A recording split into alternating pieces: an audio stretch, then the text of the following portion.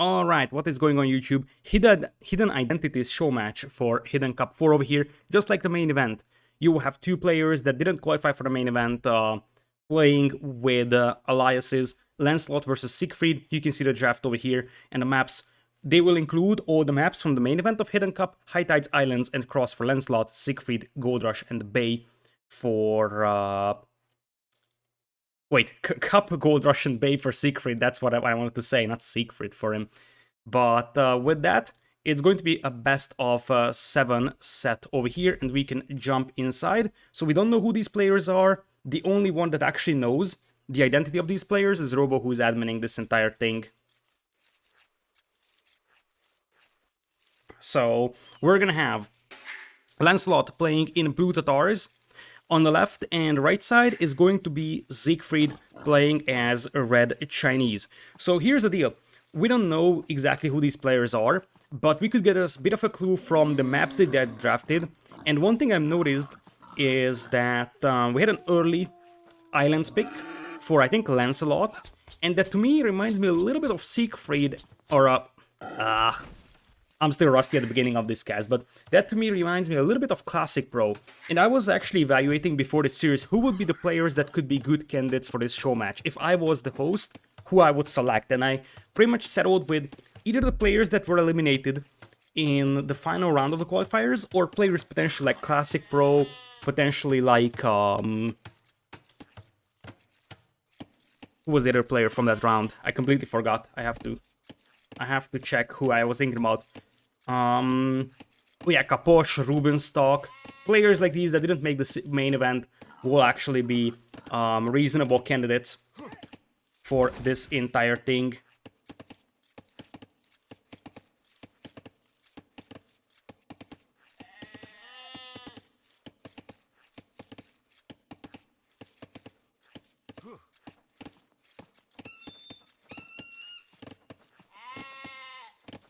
So, as I said, Tatars on Arabia is not completely unconventional, but that's definitely not something that a huge amount of players do.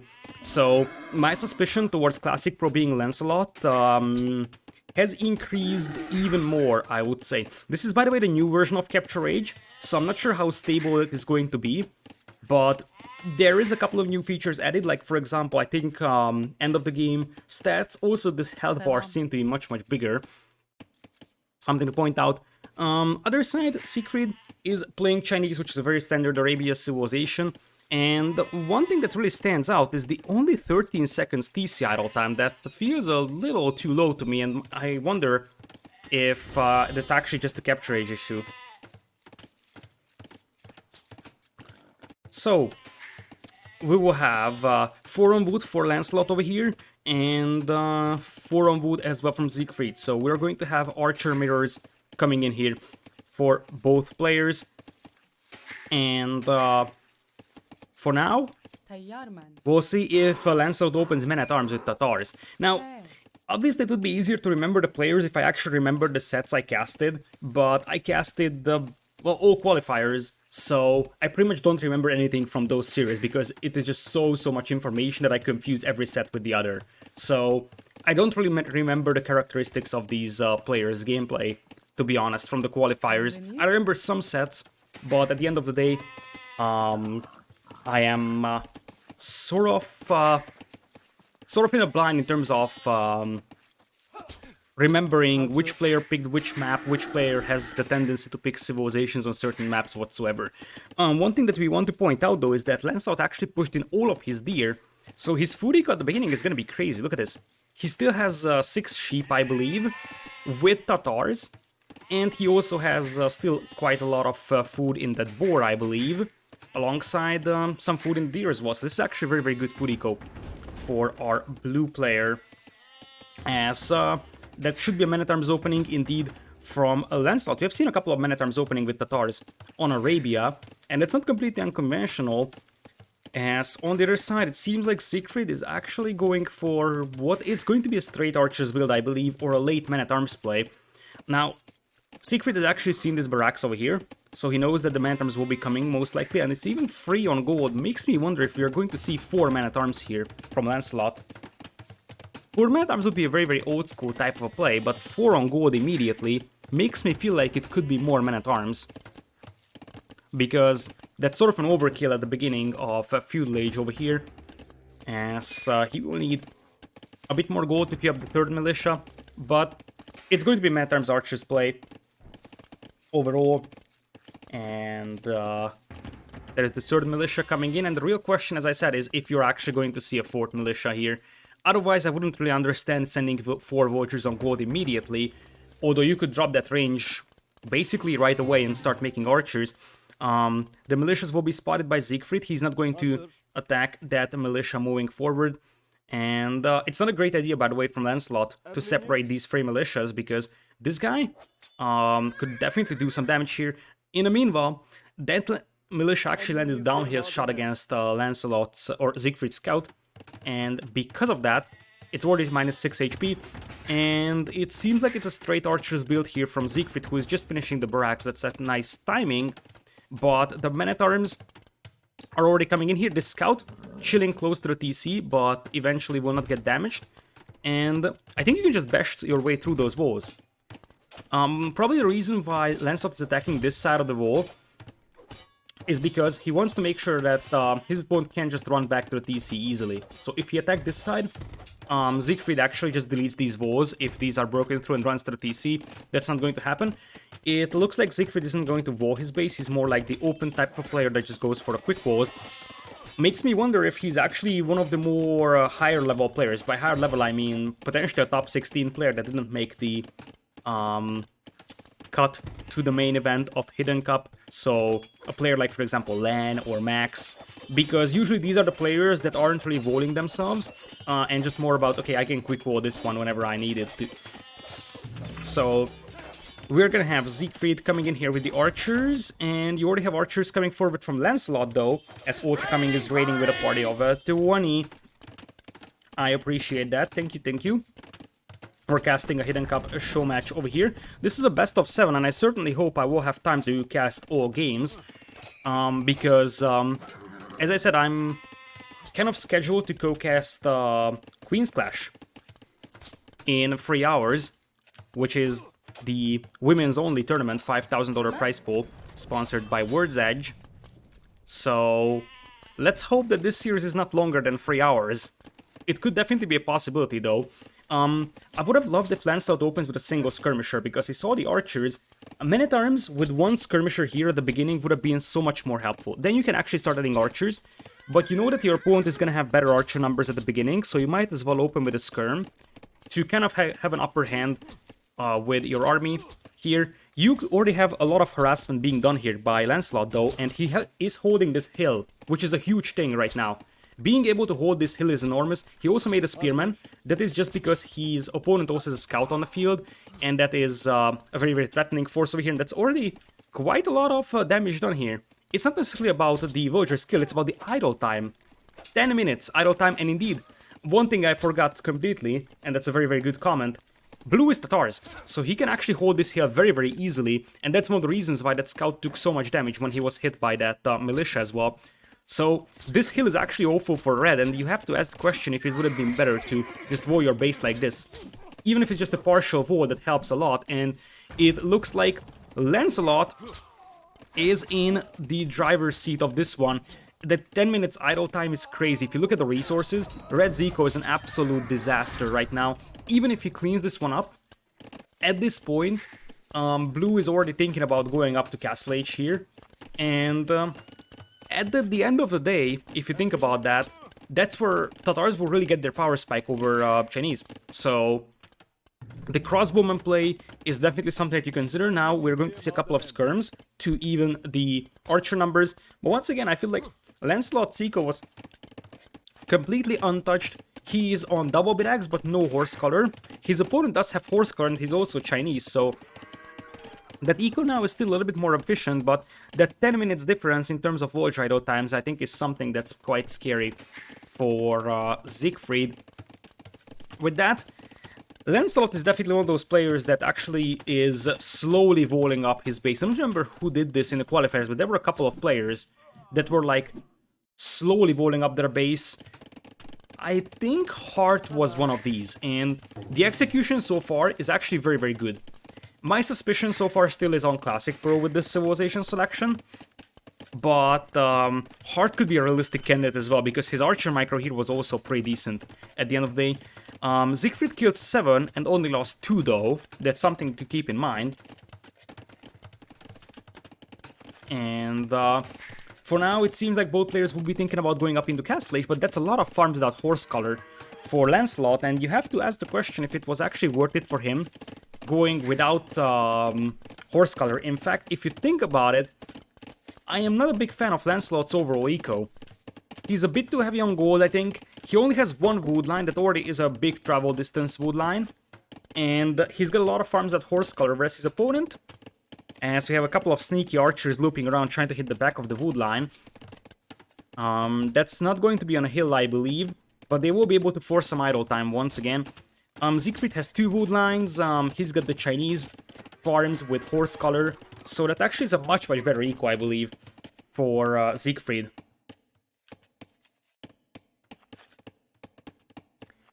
Who can these players be? Anyone that didn't qualify to the main event of Hidden Cup 4. I would actually restrict that to the players that played in at least the second round of the qualifiers, so I don't think it's going to be players that lost in the first round. Both of them seem to be conventional players, so you can cross out players like Overtaken, you can cross out players like Salikum, and so yeah, both of these are probably fairly high level based on the execution. And with that, there is going to be Castle Age coming in here for red. And as I said, blue is going to get beaten to Castle Age over here. And as good as the start was for Lancelot over here, now Sigfried seems to have the upper hand. He is going to be able to get through these walls. This is actually a very, very nice perception. He's actually attacking this wall deliberately, because this is downhills compared to him. If he was attacking this, that would be even level. The reason why he's attacking this wall part, or he could attack this one as well, is because he's able to fire downhills here. So it looks like we're gonna have some revos coming in, and Lancelot's feudal age here wasn't really great, to be honest. And if you just look at Siegfried's attack here, I feel like he is definitely one of the smarter players. And to me, that very, very much smells like a player that is possibly from the final round. I think if I had to look at this, I would think about someone like Max, Land, so far for Siegfried. Because this type of understanding and this type of perception is not something that even players like in the top 20 to 30 region have. Some of them do, but I feel like after the pressure on Siegfried's base early game, he was playing crystal clean in this one. So the eco balance is very, very nice. He's heavy on the skirmishers, but that's right against Tatars. Tatars will want to go for crossbow over here, so Chinese elite skirms will work out very, very nicely over here. And it seems like he is going to play a little bit more passive, probably University Ballistics or an additional TC, but no forward siege workshop for the time being. Elite skirm crossbow botkin is almost in. And we also have these skirmishers looking for the archers here on the north. They will not be able to find them for now. Elite skirm is also in, and we are going to have no university for ballistics from red, which once again could be a clue that he's confident in his micro.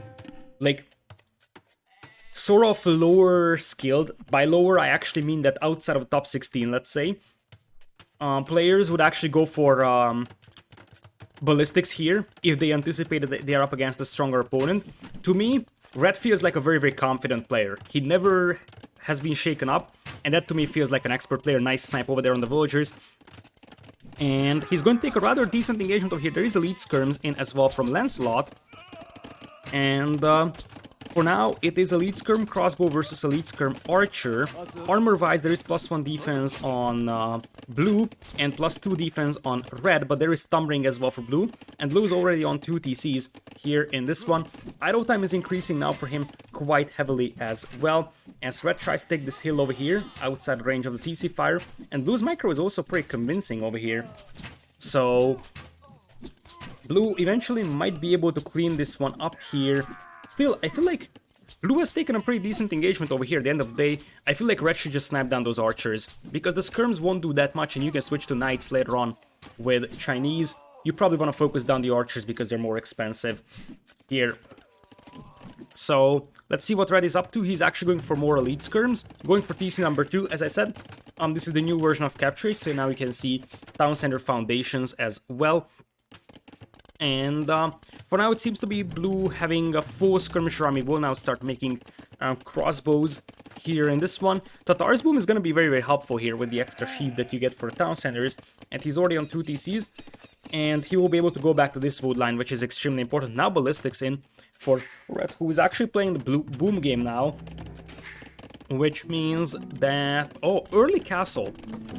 This could be a clue if I remembered who did this in previous rounds. But one thing that I talked about with Ornlu when I was co-casting, or well, I was casting with him during, I think, the deciders, is that many players in the qualifiers didn't go for, oh, that could be great for Blue. He's got the hill here with Tatars. Now Red turns back. He has the hill and he's gonna have Ballistics.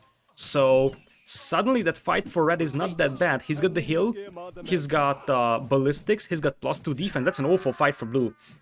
So the thing is that many players, even with civs like Chinese or Franks, that would really justify an early castle, don't go for stone mining. And in fact, it's quite rare that we see players in Hidden Cup going for early stone like that. So right now, Vulture count is dead even, as we have Cav Archers coming in here from Lancelot now, and what seems to be a pause.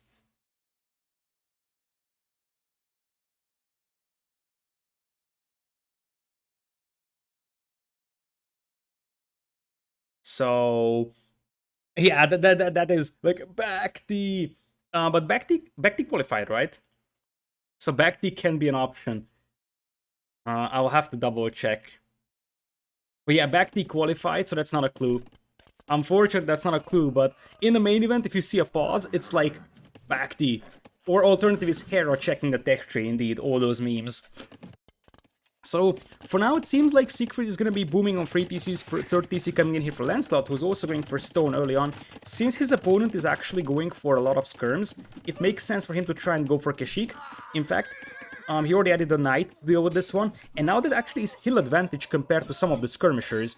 So that's actually a great fight for Lancelot, as he's still going to lose the majority of the skirmishers because he doesn't have the +2 defense upgrade, but eventually this is a cleanup for Sigfried, and Sigfried kind of gave up on this army over here, as he's gonna be booming on 3 TCs. Looking at the eco upgrades, Boso and Horsecolor, as Blue gets a nice raid in here on the wood line.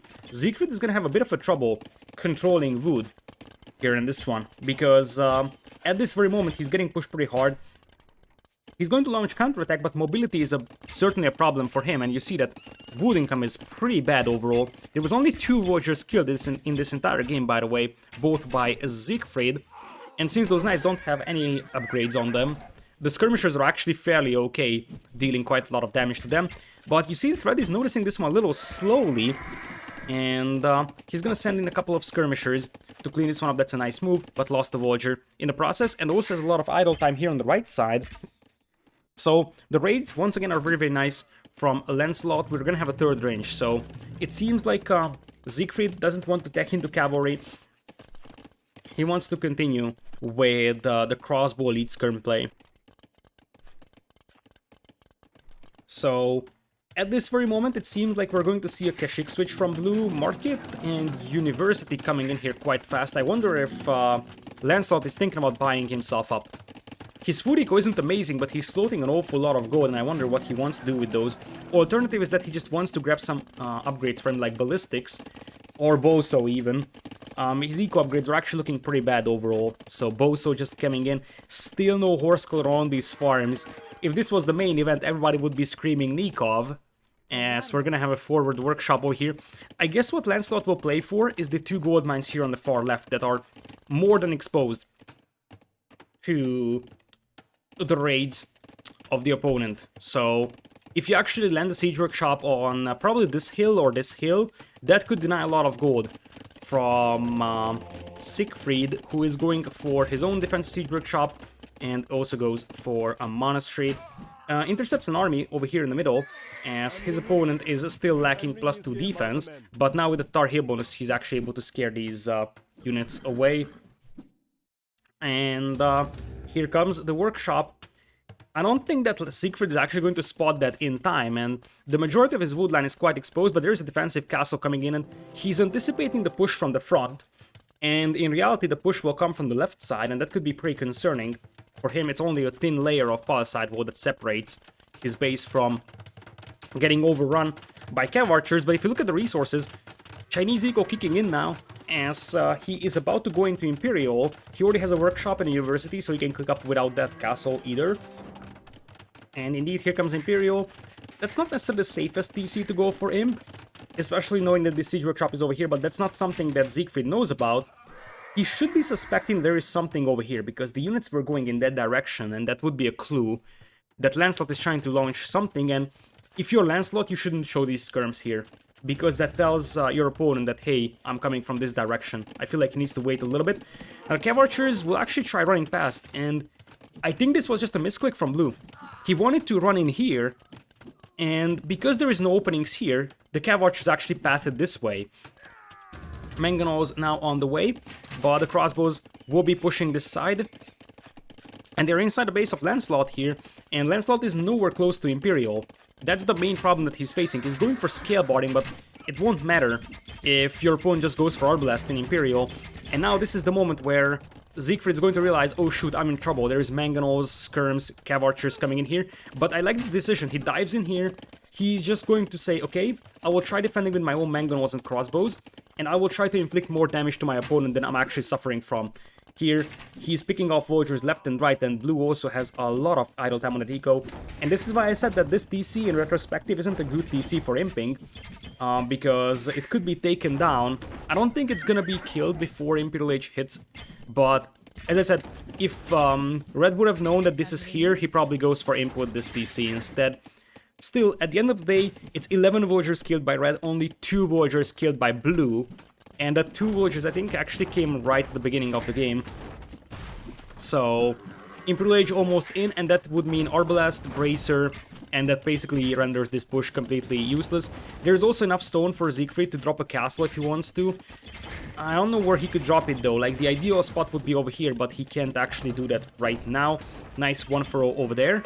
And as I said, Siegfried definitely is more of a confident player over here, and upon reaching Imperial, Lancelot understands that this game is over, and Siegfried takes game number 1. Imp GG over here, as we are gonna have Siegfried taking game number 1 against Lancelot. Now, according to the capture age, guys, there should be some end game stats over here, but how do we bring that up?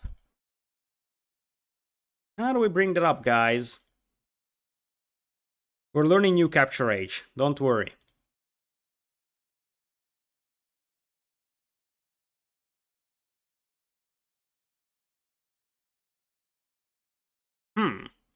Maybe if I actually switch to that in-game. Let's see. Stats? Nope. Capture age isn't actually cooperating, which means that we're actually just gonna go to the game's stat screen. Siegfried actually had a massive KD advantage at the end, but this is really what mattered. If you take a look at, like, this drop is the villagers killed by Red, and that steady increase in army, and this is why I'm saying that Siegfried definitely feels like a confident, macro-oriented player, because his macro in this game was actually very, very sharp. So we'll add a score to Siegfried over here, and after a scary start, he actually was able to pretty much launch a comeback. Wasn't really a big comeback because he wasn't really set back that much, but at the beginning of the game it seemed like Lancelot is going to stomp him with Tatars. Lancelot loses Tatars, Siegfried loses Chinese, and we're going to the first home map of a Lancelot over here, which could be High Tides, Islands, or Cross. And there is Portuguese for Lancelot, so I still have very, very Classic Pro-esque vibes. Classic Pro had an insane series in the qualifiers, so it would make sense for him to be invited into a show match. And yeah, currently, for those that are watching in YouTube and you're still not finished with the qualifiers, close your ears because this is going to be a bit of a spoiler because I'm going to show who didn't qualify. But based on this, it kind of feels like Lan, Max. Yeah, I feel like it's Lan or Max for Sigfried. And I have more and more Classic Pro vibes for Lancelot. The Tatar's pick on Arabia is not something that a lot of players would do, but that's something that I can definitely imagine from Classic Pro. Portuguese on islands is also something that I would think about. Obviously, that's not really the straightforward way of playing this, but there is alternative civilizations for islands you could go for. For example, Siegfried going for Italians early on. That this is actually another clue as well. So, if you think about it, who would be the player that picks Italians so early for islands? Like, just think it over. From what we have seen in the qualifiers, Portuguese seem better than Italians on islands. And someone actually, like Siegfried, actually picked Italians early on. That feels like he's actually a meta-based player. And once again, that pushes me towards Lan or Max, to be honest. Obviously, there is a lot more to come. So it's actually sort of impossible to predict who is who after this one. And we have a Saracen's pick for islands over here from Siegfried. That's kind of what he had to go for. He doesn't really have any other water civs if you think about that. So Saracens, Persians isn't a good island civ because they lack bracer, and you want to have galleons with bracer on islands. So Persians is not a good civ there. Really, Saracens is your best pick, but I love Portuguese by a massive margin on islands, to be honest. Other than that, indeed, it's worth pointing out that Lancelot has a lot of water-based civs. So he's got Byzantines that could have been recent for islands. He's got Japanese, Portuguese, Berbers as well. And he also has Franks. Franks is a late pick, could be a sneaky one as well for Lancelot. With that, we shall jump into game number 2 over here. Ardent Malians okay on water, same thing as Persians. They're good on water early game, but they don't have bracer. Any civilization that doesn't have bracer is actually bad in post-Imperial islands. It's not impossible to play with them, by any means. However, as I said, not being able to switch into galleons is something that can actually lose you a game. Because even if you have the best fire ships in the game, think about Byzantines for example, if both players are an Imperial, and the Byzantine player is going for fast fires, the opponent can always go for demos. It's much easier to counter fire ships when the two players are in the same age, sort of having an even game between the two.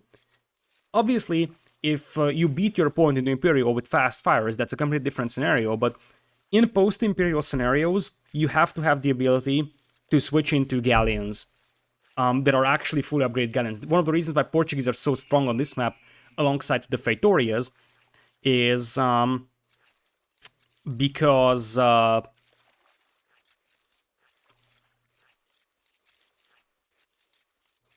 because it's not about just the Freitorias, it's about the cheaper ships, and it's also the stronger ships. The extra pierce armor on the galleons, the higher HP on the galleons helps so much. So Persians and Malians are viable on water, but they're more like the hybrid map civs. When you talk about island civs, you talk about civs that do have very good galleons late game as well. And with that, Lancelot is going to be playing yellow on the left in Portuguese, and right side is Sigfried in blue. I think it's Classic Pro. I know it's early to say, and one of the things that I want to avoid when casting Hidden Cup is like trying to guess the player every single moment. But Classic Pro loves his yellow. Classic Pro loves Portuguese on islands. I mentioned at the beginning of this series that islands early pick is something that Classic Pro would definitely consider for himself. So far, to me, all signs point towards Classic Pro here. The Tatars pick on Arabia, sort of an aggressive early mid-Castle Age civilization. Obviously, the colors is not really a big clue because players might just be trying to hide their identity. but the execution, everything seems to be lining up so much to Classic Pro. And I have seen a lot of Classic Pro games recently because I'm a big fan of the guy. Ever since he pulled a nice set against Villes in Red Bull Vololo 3. So, to me, everything I'm seeing is very Classic Pro-esque. So, other side, in blue, I feel like, as I said in the first game, he seems like he's a good all-around, mostly macro-focused player, a confident player when it comes to, you know, not panicking with the walls. He definitely feels like a player that isn't really panicking, and that is a characteristic for players that are like top 16-ish, I would say. To me, it has some max vibes, to me it has maybe some LAN vibes. I would think it's more like max though, because LAN's got a little bit more micro-focused playstyle, and that's not something that we have seen necessarily from Sigfried so far. Do these players in this show match know who they are playing against? Nope. They don't know who they are playing against either. It's the same settings as you're going to have in the main event of the tournament, so neither of the players know who they're up against, although they might actually have some more clues compared to us. That's something that I generally want to say for the main event. It's easier for players to guess who they're up against for multiple reasons. Like, for example, if you remember Hidden Cup 3, Doubt said he knew exactly who he was up against Fire in the first round. And the reason why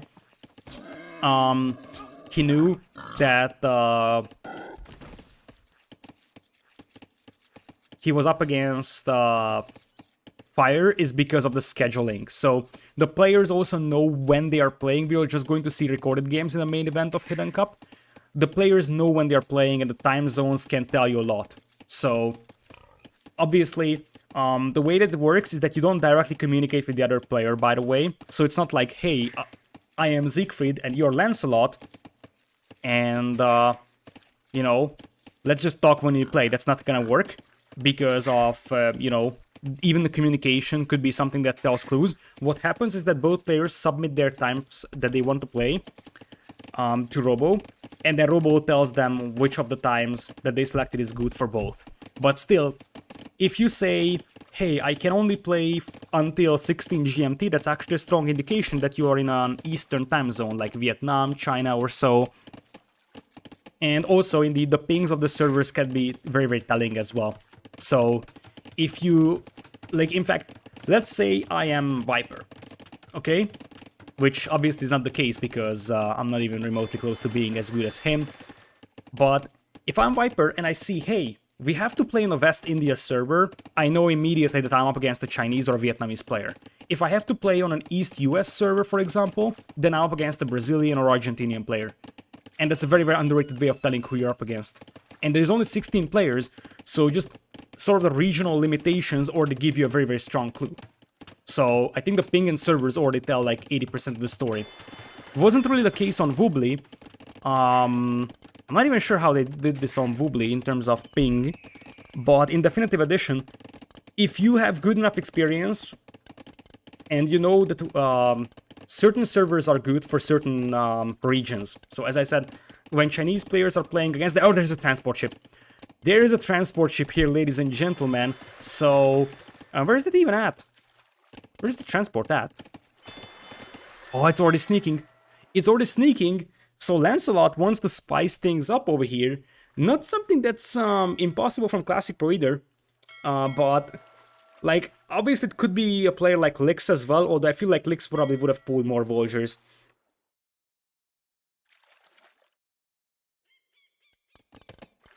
So, with that, we have a straight galley opening here from Siegfried with the Saracens. Against him, it's going to be probably a Portuguese galley opening, but this actually is favoring Lancelot here.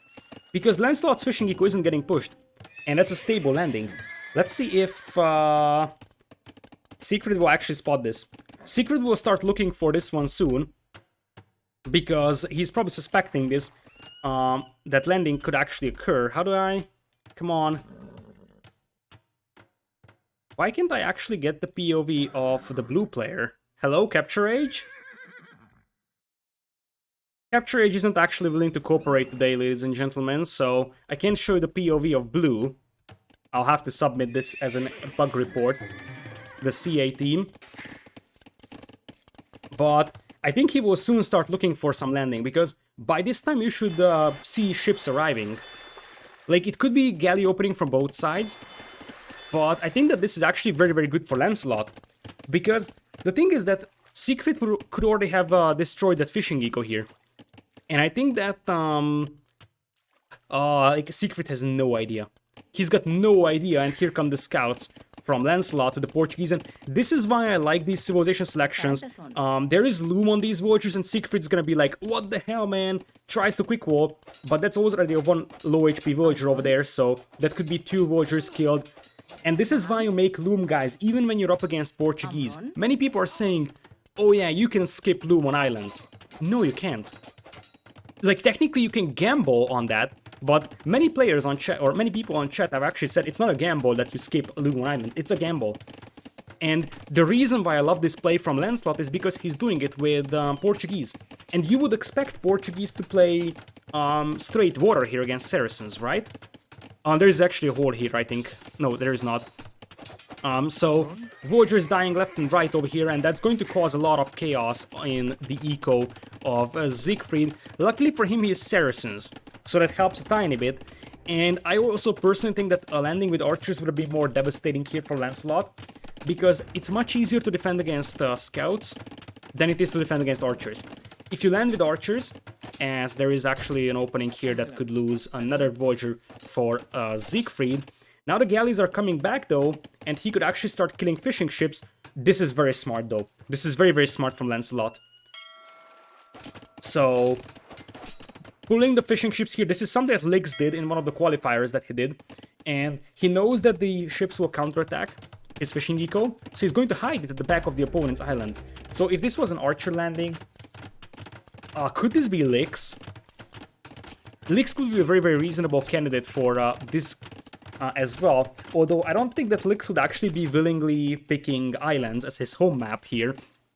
But what we're seeing here is copy-paste Lix from the qualifiers. The reason why I don't think it's Lix is because Lix wouldn't have used Portuguese for this. This kind of feels like, to me, I feel like this is someone that's pretending to be Lix. Because this playstyle is like copy-paste Lix, but it's a matter of, you're doing it with Portuguese, and that's, as I said, a very, very underrated part of this one. If you did this with Celts or Incas or whatsoever, obviously Incas can go scouts, but if you did this with, I don't know, any civilization that's not a clear island save, it would have been a good clue for your opponent that, hey, my guy is going for a landing. The fact that you did it with Portuguese means that your opponent doesn't know that you're going for a landing, and by the time he finds out, he's in trouble. And there is a 6 villagers lead. That's actually a very, very clean eco lead for Lancelot. Now, another clue that this isn't probably Lix is because Lix is experienced enough in tower plays that he would have bailed out on that tower upon seeing the counter tower. He probably saw the counter tower, but he didn't bail out on this, so that's a little bit sloppy over here. Oh, look at this though. The fishing eco is getting cleaned up by some fire galleys that showed out of nowhere. And Siegfried has a bunch of galleys that he's unable to use. Now you could use a fire galley to bash through those walls. That is actually a very, very underrated thing to do as well. Use one fire galley to get through those walls. And I think the only problem that Lancelot is facing now is that those fishing ships will probably find the dogs that he has over here at the back. And that's something that he wanted to avoid, because those fishing ships could go down very, very easily to the galleys. And indeed, this is going to be an extremely important moment of the game for Siegfried. He finds the fishing eco of his opponent, and look at the Saracens, by the way. That's the market for you. And if this wasn't Saracens, this would never happen. But blue player actually clicks up to Castle Age a lot faster than his opponent, despite losing 6 villagers in this game. And we're gonna have a second stable from our yellow player. Yellow is Lix? I don't think so. So, nice moves over there with the archers, trying to pick off the villagers on the straggler tree, doing as much resource denial as possible. And this is what I was talking about. The fishing ships from blue actually find the fishing eco of yellow, and that's actually a huge thing here. Because you could have Siegfried sending back his galleys, He could have sent a couple of galleys from this side as well to push this one. Now it seems like we're actually going to have fire ships coming in here for Lancelot, so that's the follow-up to this one. But, as I said, he's going to get beaten to Castle Age here, so as bad as it looks like for Siegfried, this may actually still be doable for him. Because he's able to secure his key resources. I think the main problem that Siegfried is facing is that he's consuming a lot of gold to buy resources, which is going to hurt in the long run. But he's got the Saracen market, which could be very, very helpful in late game. And we have a counter landing over here with Saracens. And Saracens actually have double the HP on their transports, and they can also transport 10 units. I don't know if Lancelot saw these vultures. I think he saw the vultures moving forward, but I don't think that he saw the transport. And this could be, I think, just a couple of knights landing over here. And, yeah, Lancelot knows. Lancelot knows he's gonna get landed. Broke the NDA. I don't have an NDA on this. No one actually knows. Like, casters themselves don't know who the players are. Nice defensive stable here, I like that from Siegfried, and he could go for a couple of camels if his opponent is going knights, and it's probably gonna be knights from Lancelot, so you go for camels over here if you are Siegfried, and you also landed a stable here, get a couple of knights, and this is one of the other very important things that I mentioned so many times with landings. Many players make their barracks on the opponent's island when landing. That's not the way to do it. You make your barracks back at home, because number one, it decreases the possibility of getting spotted while doing the landing, so don't spend your time building a barracks on the opponent's island, you go for a stable archer range immediately. And also, in case you get counter-landed, you will still have at least a barracks to defend with. Now, it looks like, as I said, Lancelot knows about this, and he's gonna have a monastery coming in. Lancelot will try to quick wall his vultures in here. Other side, we have archers denying some resources, some knights on the way as well. And it looks like Siegfried hasn't gotten Botkin or War Galley. That actually is very problematic, because the fire ships will just eat the galleys, and that would mean that Lancelot takes over on the water. And remember that Lancelot is a 9 vultures lead, mainly coming from that fishing eco that is still completely untouched. So this is definitely one more chaotic island games, and I'm fairly certain that Siegfried is trying to get his... No, he's not getting War Galley at all. It's a very, very interesting decision to make from him.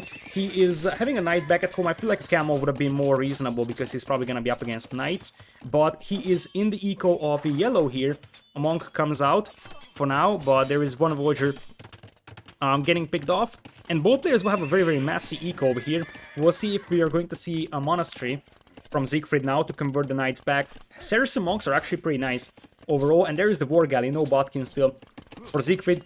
Obviously, for such a chaotic game, you really like the position of Saracens, because they can balance their eco much, much easier with the market, and it helps so much. Have I mentioned that a few camels would have been much, much more helpful here?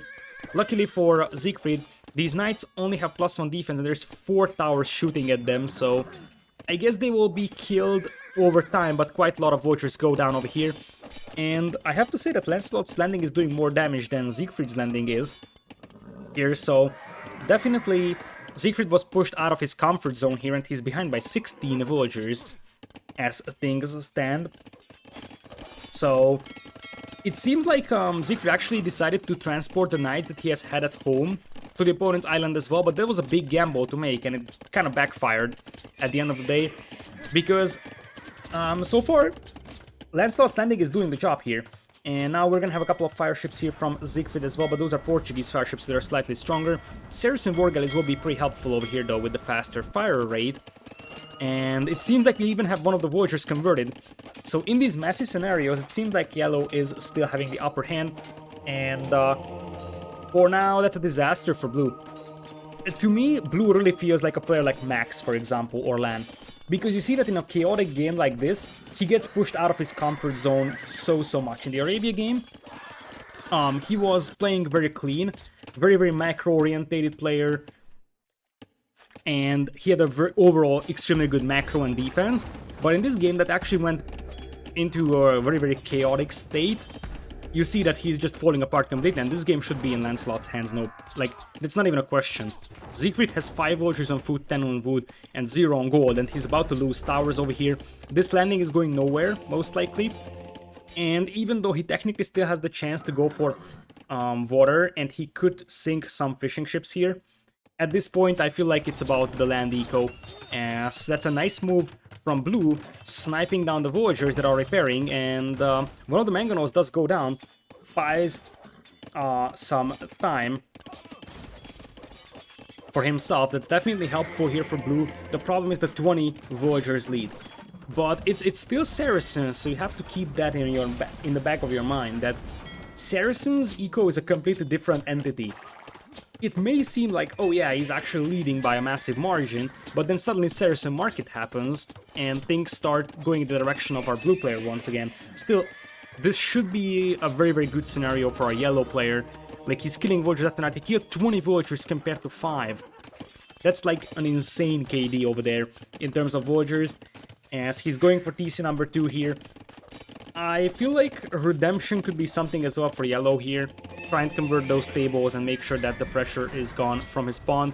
And that also feels like Vor is just gonna be overall lost here by Siegfried.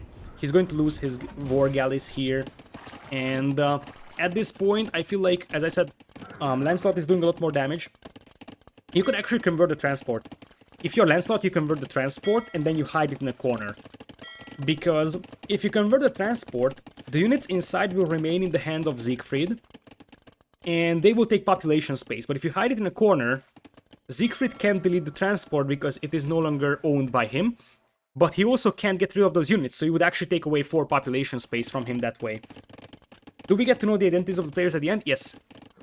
Just like in Hidden Cup, obviously in Hidden Cup you will just get to know it at the end of the tournament, but here in this case, you will get to know the identities of these players after the show match ends. So, another stable coming in here for Lancelot to defend. It seems like Siegfried is trying to go for a couple of scouts here to pick off monks, but it's 71 villagers compared to 45. And I feel like we will soon see a castle drop from Lancelot. The question is if this castle drop is offensive or defensive. If it's a defensive castle, it is going to drag the game out long, and eventually we'll just have Lancelot win with an eco advantage. If it's an offensive castle drop, and he could definitely do that. He's got 8 knights with 3 mangonels soon, a couple of monks as well, against only just 3 monks, 4 monks now basically. So this could very well be a castle drop over here. Here comes the mangonel, lands a shot on the villagers. And the monks could die to this one really easily here as well. Indeed, Sanctity is not in just yet. And by the time Blue reacts, he lost 1 monk. And here comes the big push with the mangonels. There is no repair villager just now. But I mean, it's 76 villagers compared to 42. And yeah, Blue is doing some damage here, but you really gotta wonder if this is actually enough to compensate for all the losses that he's taking.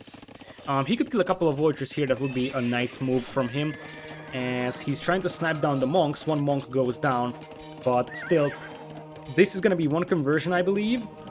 That took quite a while, but this is gonna be a cleanup. And in the meanwhile, look at this push here. I mean, Blue is still off from gold, and it's 78 villagers compared to 38. This knight is actually doing quite a lot of harassment, but at the end of the day, Lancelot's score lead is justified here. And indeed, Siegfried taps out. We have game number 2 in the hands of Lancelot. So nice move over here. I feel like, as I said, this landing was very, very Lix-esque, but it wasn't really the way that Lix would have done it. So Lix would have probably gone a little bit more aggressive with the towers. This feels like someone actually going to replicate Lix's gameplay, but I don't think it's Lix. I still have massive Classic Pro vibes over here. So with that, Lancelot takes game number 2 over here, and we will once again take a look at the remaining civilizations and maps. So where is that? Islands is gone, and on the other side we will have Cup Bay Gold Rush for Siegfried's home maps. So We will have Portuguese gone for Lancelot, and the Saracens gone for Siegfried. Let's think civilizations now. If it's cross, I think it's Huns versus Japanese, or it could be Byzantines as well. It could be Huns versus Byzantines. If it is Bay, it is most likely Mongols. Mongols against Berbers, maybe. Berbers would be a very underrated civilization. Think about on Bay, especially if you know that your opponent is going Mongols. Although Berbers could be good for Gold Rush as well, but I feel like Gold Rush will be Aztecs or Britons. There's better assists for that. Cup will probably be Celts from Siegfried. There is no Vikings here. Yeah, Vikings was global banned by Lancelot. Cup could also be Japanese. I think Cup will be Persians from Siegfried. That's just what I'm feeling.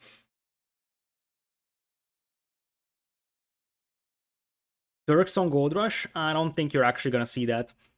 I feel like if it would have been a thing, it would have been a thing in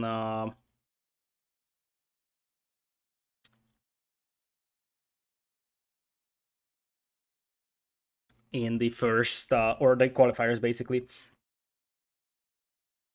Okie dokie. So with that, we are ready for the next game. We're gonna have one of the home maps from Siegfried this time, which, as I said, is either Cup, Bay, or Gold Rush. I'm actually sad that we're not seeing the like brand new maps because if you take a look at this, I'm just going to point this one out, and that's something I talked about in my map video, that it's a good idea that you have brand new maps coming in for the main event, especially because the players won't be able to see each other playing anyways. So there isn't really going to be a meta developed for these maps. However, you have to ask the question, and as you see, it's just a show match here, but this could be a tendency for the entire tournament, where players would just not pick those brand new maps. You see that High Tides, yeah, that's a new map, but that actually is very, very reminiscent of the Hidden Cup free High Tide. And Cup, it wasn't in the qualifiers, but that's a long-term Hidden Cup map, which to me is also a clue towards potentially Max or Lan for Siegfried. Because a player that picks Cup as his first home map probably has a lot of experience on Cup. And the players that have a lot of experience on Cup are most likely the ones that played in the previous Hidden Cups. So that's also sort of a clue towards players like Lan or players like Max. Is Viper playing in this tourney? Yes, naturally. All the top players are playing. But Viper was an invited player, so he didn't have to play the qualifiers. And obviously, because he's playing the main event, he's not actually going to participate in the show matches either.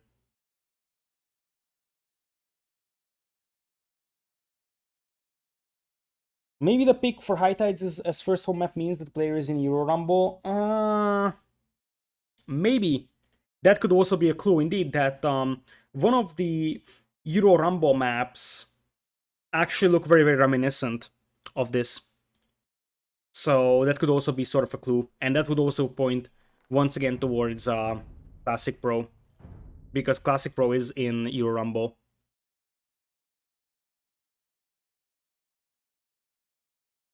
So it seems like we don't have a game just yet. Robo will post once that actually is a thing. Ongoing matches. Indeed, there is no such a thing yet. So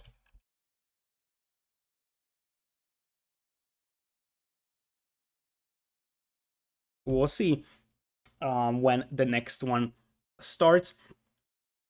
But I hope that they actually speed it up because, as I said, I have 3 hours to cast this set.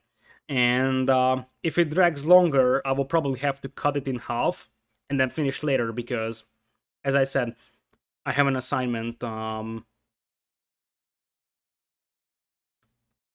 in now just 2 hours. So far, the pace of the games have been pretty fast, so that's not going to be a problem. The problem is if we have a lot of downtime between games. But speaking of downtime, Robo... No, wait, that's not the game.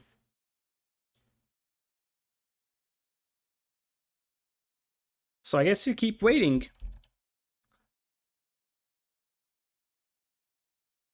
Anyways, while we're at that, the Hidden Cup main event will be 18th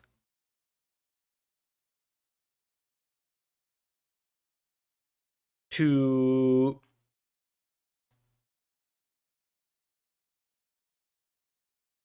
So it's the 18th to the 21st of March, and apparently we have a game here. Indeed, Robo is just posting that.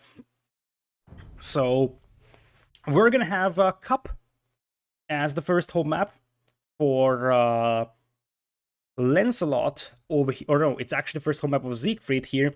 We're going to have blue Celts for Siegfried. Left side is going to be Lancelot in yellow. As I said, the Celts pick in blue here once again is very, very standard. We have seen this numerous times in previous Hidden Cups. Makes me feel like this player has been playing in previous Hidden Cups. So, to me, as I said, this is once again a signal towards players like Lan or Max. I have very, very Max-esque vibes so far, to be honest.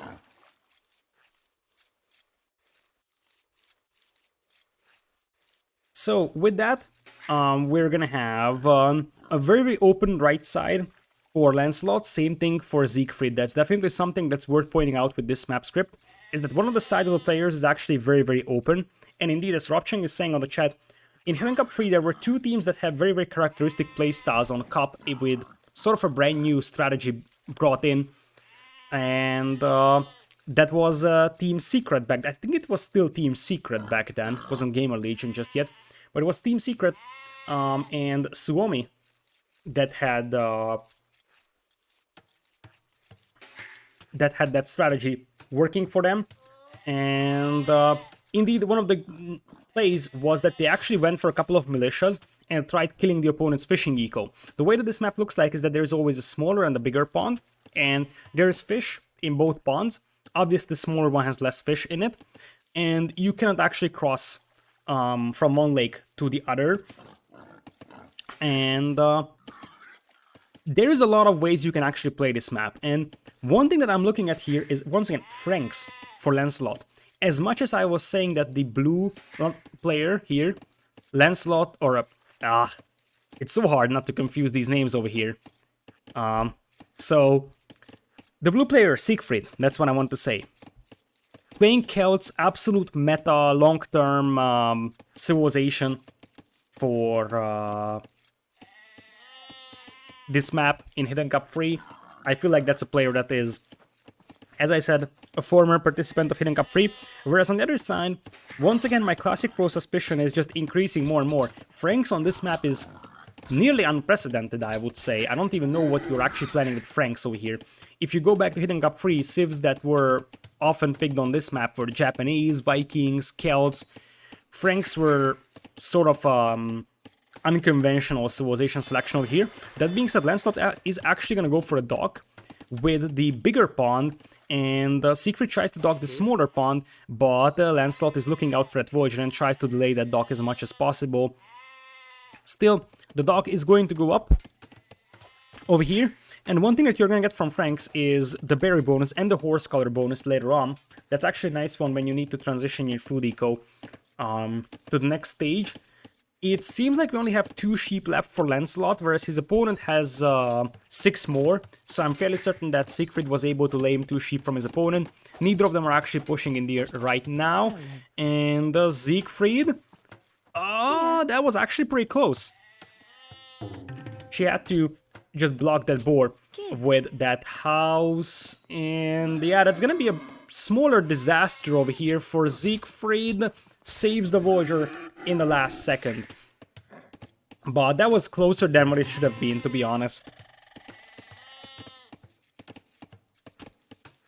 So, with that, we're gonna have fishing ships coming in here for Lancelot, And this is one of the things that were so frequently done on this map, and one of the reasons why Japanese were a popular pick back then, because it's much harder to kill the opponent's fishing eco with scouts when your opponent is Japanese. In this case, the harassment is being done by Siegfried, and I am just constantly repeating myself, but whoever is Siegfried, this is not the first time he's playing this map. It's not even the second time. He seems very experienced on this map, and because Lancelot's scout is much weaker, I think he took some TC fire, he's unable to prevent this one from happening. So, in such maps, like either this one or the old version of High Tide as well was similar, if you fall behind in Scout HP in Dark Age, you will be in the problem of your opponent being able to harass your fishing eco, and that's a nice and easy one fishing ship kill over here, without any retaliation. And you see that, as I said, Lancelot won't be able to do this one for long, because Siegfried comes in here with his own scout, and just scares away the scout. The best thing that Lancelot can do here is just make that scout chase him, because if he's doing that, then at least Siegfried isn't killing the fishing ships of his, but the fuel age is going to be better for Siegfried here, and it seems like we're going to have multiple villagers going to gold. Cats is definitely one of the more aggressive Fire Galley civilizations here, but look at the eco for Lancelot. Yeah, I had a feeling that Lancelot is not a player that played a lot of Cup. And the thing is that you could say, hey, what if he practiced Cup 24/7 the last month? Like, Sigfried could be a player that hasn't played anything Cup 3, but practiced the Cup all day, all night, but I don't think so. Based on what I'm seeing from Siegfried, he seems to be very experienced on this map, whereas for Lancelot, he seems a little bit lost, to be honest, as we might see what could be a Towers play, but we'll have Men-at-Arms. This is very Max-esque as well.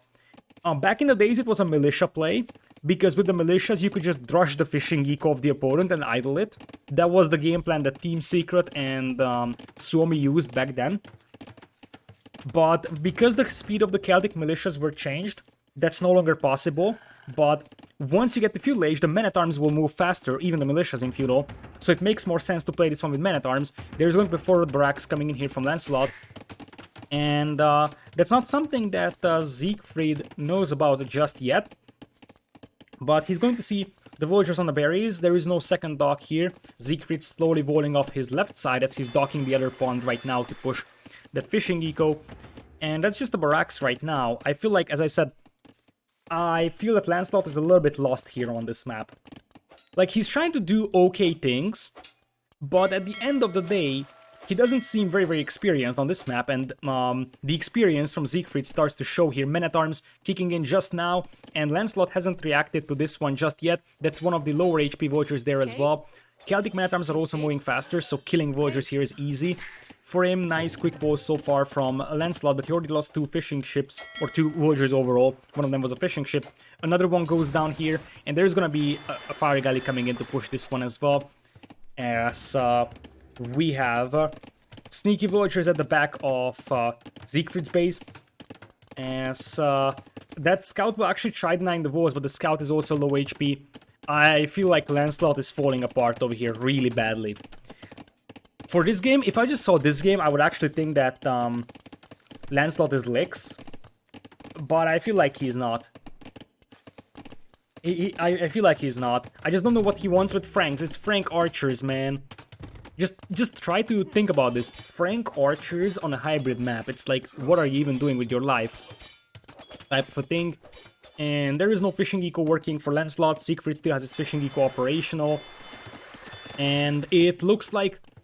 I think Siegfried knew. Siegfried probably sees that there is no defensive buildings at back home. If you think it over, there is no fire galleys coming from Lancelot. There is no archers back at home to defend against the Men-at-Arms. Siegfried hasn't seen a single scout. What do you conclude from this? Your opponent is trying something else. And that something else could be a forward, and that's why he checked this corner. Otherwise, he would have been fully vault, he sees the rest of the map, so he had to check only that corner to see if there is actually maybe a sneaky building coming to the back of his base, and he was right about that. So, before anybody starts screaming stream snipe or, I don't know, cheating, this is full perception. So... proper Max sneak? Yeah, but Max wouldn't actually play Frank's archers with sneak on this map, that's for sure. So, if this tower goes down, by the way, these Voyagers are all trapped inside here. So, Siegfried just needs a couple of skirms to clean up these archers. And after that, I'm not sure why he's going archers, by the way. He should be going for skirms. If he goes for 2 or 3 skirms, he can clean this one up. And then he traps 4 Voyagers inside over here. In the meanwhile, he's already killing more Voyagers. So, really, Blacksmith is denied. That Blacksmith missing is actually a big thing. Because fletching is very, very important in Tower Wars. And it seems like Siegfried will find another gold mine over here on the outside.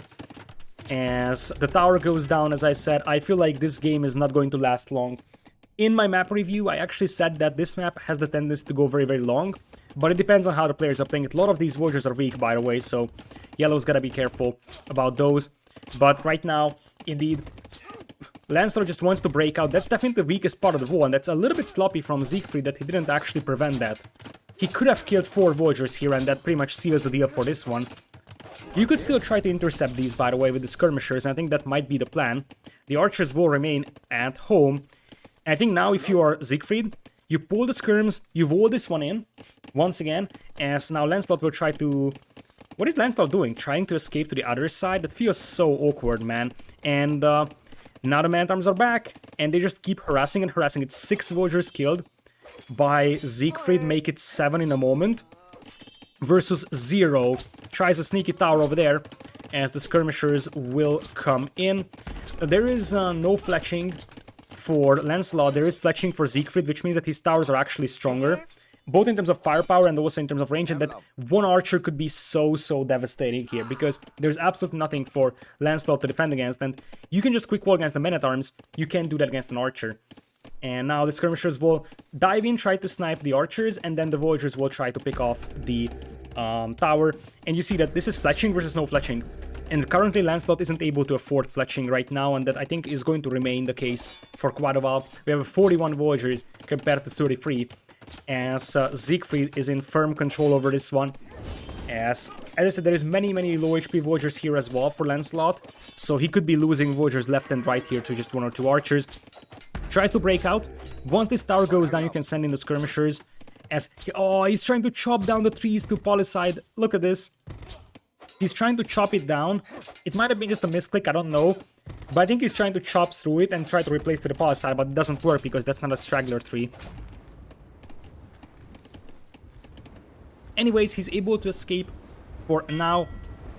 The Fire Galley will actually be able to do some harassment on this spawn, but look at this. This is a massacre. I mean, Lancelot is forced to make defensive towers everywhere, but men-at-arms in the wood line, archers on the gold, archers on the stone, and I feel like this game is going to end with Siegfried going into Castle Age here, going for some knights, going for some siege weapons. This game is so over, by the way. Like, I don't see a single win condition for Lancelot right now. If you are Siegfried, you actually want to avoid that archery engine, by the way, to make sure that, you know, archers won't be able to surprise you once again.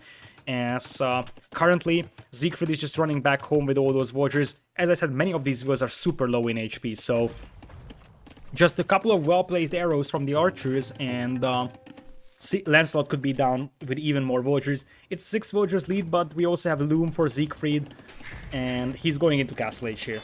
I think that's the end of the day for Lancelot here in this game. So you're just gonna have a second range most likely for crossbows, because you already have quite a lot of range units on the field, but I wouldn't be surprised to see stable either stable knights and siege works, or you can actually go for knight and siege, or well, as I said, knight and siege or crossbow siege could work very well. Look at all these Voyagers. Just the amount of damage that they have taken is crazy. Where did those archers go? They're here, but once again, archers will just get picked off by the skirms, and this is a stomp here. As close as the first 2 games were, even though they weren't super close, so far Siegfried is stomping his opponent here. There's the siege workshop, so I feel like this is just gonna be a Castle Age GG here from Lancelot. I mean, just look at his eco. His eco is an absolute mess. Funnily enough, Siegfried actually has more idle time than he does, but overall that's a cleaner eco. And as I said, just a couple of knights here, potentially siege weapons, or even just a couple of archers behind the wood line, they can cause a lot of damage, because so many Voyagers are low HP that the next push I feel like would finish off a lot. I would like to credit Yellow though, for having his low HP villagers do the farming, so he's doing an excellent job keeping those low HP villagers alive, but I feel like that won't save him from the fact that his opponent is in Castle Age. Will be Knights, and I wouldn't be surprised to see a Siege Workshop right over here from Siegfried. You could send 3 more villagers to stone, so you can think about a forward castle here as well, but it seems like Siegfried's actually playing this one super standard, actually. In fact, overly passive if you ask me. He could be finishing off the game right now, but he just wants to boom. As he will now camp down the bottom of this tower. So that's not something that many players do. So there are some players that instead of actually finishing off the game like this, like capitalizing on the Castle Age, going for, you know, an early siege push and finishing off the opponent, they just say, okay, I know I'm ahead. If I'm ahead, I'm just going to keep booming and just outboom my opponent. It could work, but it actually gives a chance for the opponent to come back, and that's, I think, a little bit dangerous. Still, I mean, the base of Siegfried is wide open. Many villagers are so weak that even 2 knights could kill so many vills. These are all one-hit vills here. And the gold mine could also be exposed to this push. And keep in mind, as I said, that Siegfried eventually, at this stage, could just be thinking about, okay, I'm gonna boom up at 3 TCs, and think about the castle, Void Raiders, whatsoever. Nice quick pause from Lancelot, but I think those villagers are open over there. They were definitely open, but for whatever reason, Siegfried didn't react in time. And now he will still be able to idle these vills for quite a while. Some of the vills will go down. This is the problem that Lancelot is facing. So many of his vills are so low HP that you don't need an insane army to start killing vills here. Just look at this. A single archer can pretty much deny so much here. And now that it's 3 TCs for Siegfried, he can actually press on here. So he's not going super aggro here. It's more about, okay, I'm just going to start booming. And then, now that I know that I have an advantage eco-wise with the 3 TCs, I'm just going to start pushing you. He sees the double stables. And with that, he's gonna go for a monastery. Castle Age is almost in here for Lancelot, though I feel like Siegfried could have finished him off if he went for Siege Workshop immediately. Goes for a Workshop, 2 Mangonels, you can start pushing this TC really fast. There's the Workshop though, and it looks like he's going to turn this into a Pike and Siege play. Makes sense against Franks. Pikeman just coming in. He only has 1 barracks though, so that's a little bit concerning. But still, he's got monks, he's got knights, he's got soon pikemen. He could definitely get... I think in this case you don't get Scare, you get +1 attack. Because the attack would actually benefit your knights and your pikemen as well at the same time. Currently the guesses are, I think, are classic pro versus max. That's my prediction so far for this one. First Mangon allowed. But at this point, I feel like this game has been over for quite a while. It's a matter of when is Lancelot calling it. He's trying to boom back into this game, though. And it's something that Sigfried has to be careful about. Because this map has a lot of comeback potential, because there's a lot of space at the back to expand to. So, I am not necessarily a fan of Sigfried going for the free TC boom here, although I feel like at this stage, you know what's gonna happen? It's gonna be a castle drop here.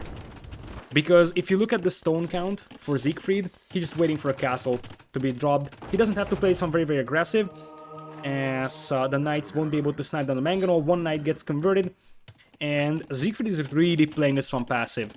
Well, not passive, but more like safe, like super safe.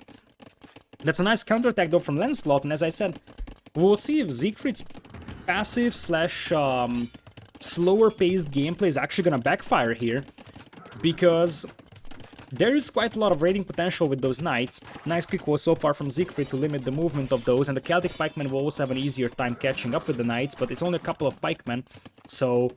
Oh, look at Siegfried, he got scared from those knights. He thought there is a hole there, but there isn't actually. TC on the gold mine is going to be very helpful. A couple of villagers might die, but if you actually compare it to the damage that's being done to Lancelot's base, and Lancelot only being on 2 on food. 2 on food means that he's unable to use even 1 TC to produce villagers, let alone 3. It also is worth pointing out that Lancelot is using these knights as a diversion and tries to snap the Mangonels with his own knives back at home, hoping that his opponent isn't paying attention. But Siegfried does, and Siegfried is gonna pull the villagers to drop a castle. I like this as well. This castle limits the movement of Lancelot to this direction, whereas the push is coming from this place, so you actually do a lot more damage. And Lancelot is thinking about the defensive castle himself. He's at 400 stone right now, tries to repair that TC until he can. Still, his eco is an absolute mess. Nice mangonel shot though from him to pick one off.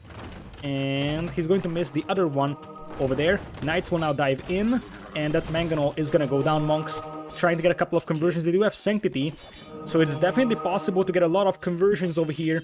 And they will, I believe. That was 3 conversions. And that means that yellow right now is on 4 army. 2 of that is monks, 1 mangonel, and there is the castle being dropped already. Botkin being teched into by Siegfried to actually increase the range of that castle. There's the counter castle, but I think this game is gonna end with Siegfried going into Imperial. Because if you take a look at the resource for Siegfried, once he's that castle, he's gonna be like, okay, whoever gets to him first will probably win the game here. And he's totally right about that. It's very funny that this game should have ended like 15 minutes ago, yet it drags out so long, and that was one of the criticisms that I had in a previous Hidden Cup as well, and in the map review video that I did for Hidden Cup 4 as well, that I feel like this map often goes into an unnecessarily long games. It's not necessarily a big problem, but I just feel like oftentimes games have been long over and they still go on this map. Like, look at this, it's 102 villagers against 53 and one player is going into Imperial, the other one is pretty much dead, but we're still seeing a game over here going on. So really, that's my biggest problem with this map, is that many times I have seen, I don't know why, but it seems like it's just so hard to finish the opponent off here. Probably because there is way less feudal age armies going on because of the water fights, because of potentially forwards, towers, whatsoever. And that means that even though one player is getting an advantage in feudal age, he doesn't really have the numbers to finish off the opponent in castle. Also worth noting that, as I said, Siegfried played this one very, very passive and safe. He went for the free TC play instead of going for an immediate forward siege workshop.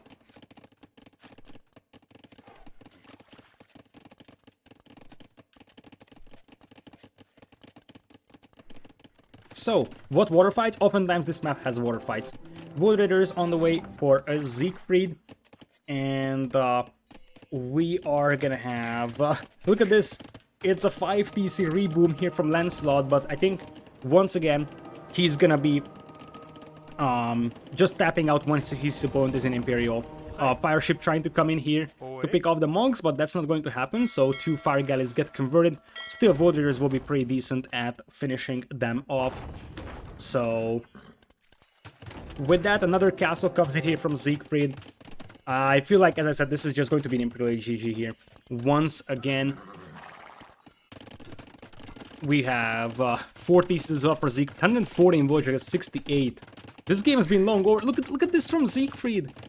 What is this TC? He's even TCing this side of the map. Oh my goodness.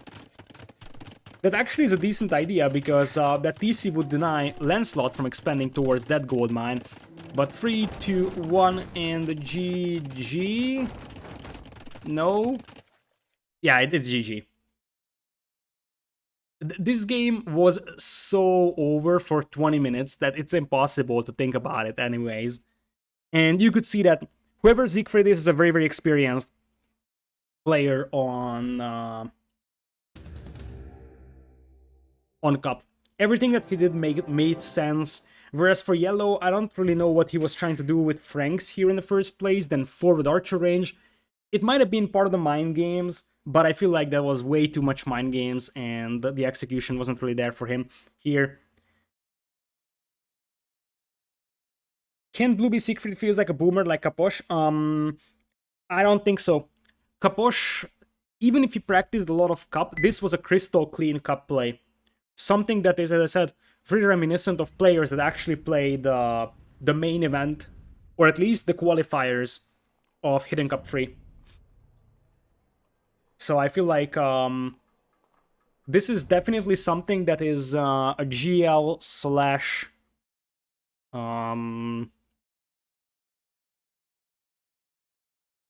Suomi thing to do in Cup, at least in Hidden Cup 3. Which actually raises the question of what if it is actually Slam, but I don't think it's actually Slam. In terms of playstyle, execution, Slam could be a candidate, but once again, I feel like I don't even know if Slam played in Hidden Cup 3. He definitely didn't play in the main event, but I think that the main thing is that I don't think he would be very, very experienced on Cup overall.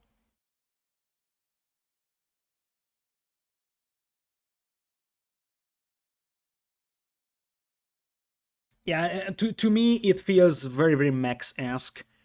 I feel like Lan would be an interesting. I think Lan is much more focused on micro plays. And we haven't seen any flashy micro from Siegfried. It was more like a very clean macro based player. And Max versus Classic Pro would actually be a rematch, right? Of one of the better qualifier sets, if I'm not mistaken. So that's also something that is worth considering. With that, I believe that we're gonna have the next game in a matter of moments. Let's take a look at the maps remaining. So Lancelot's second home map is going to come in. Oh yeah, oh yeah, true. That's true. Vilas met Classic Pro, but also Zupi met Classic Pro, if you remember. It was like honestly, we also have to think about the fact that Robo likes to mess around with things like this. So imagine this.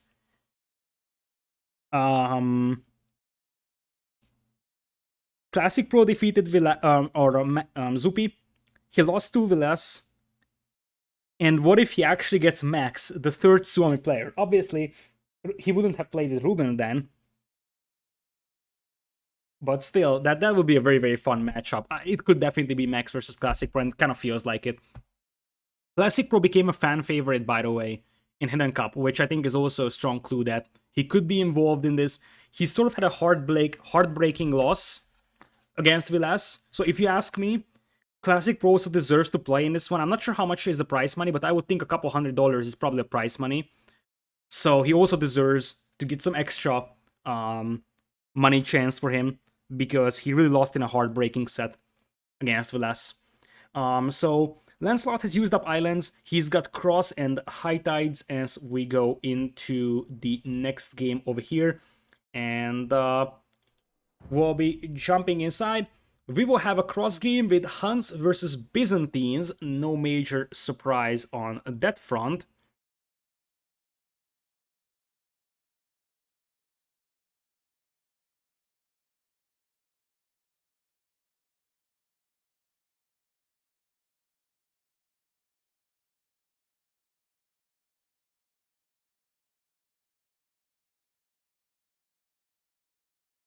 So,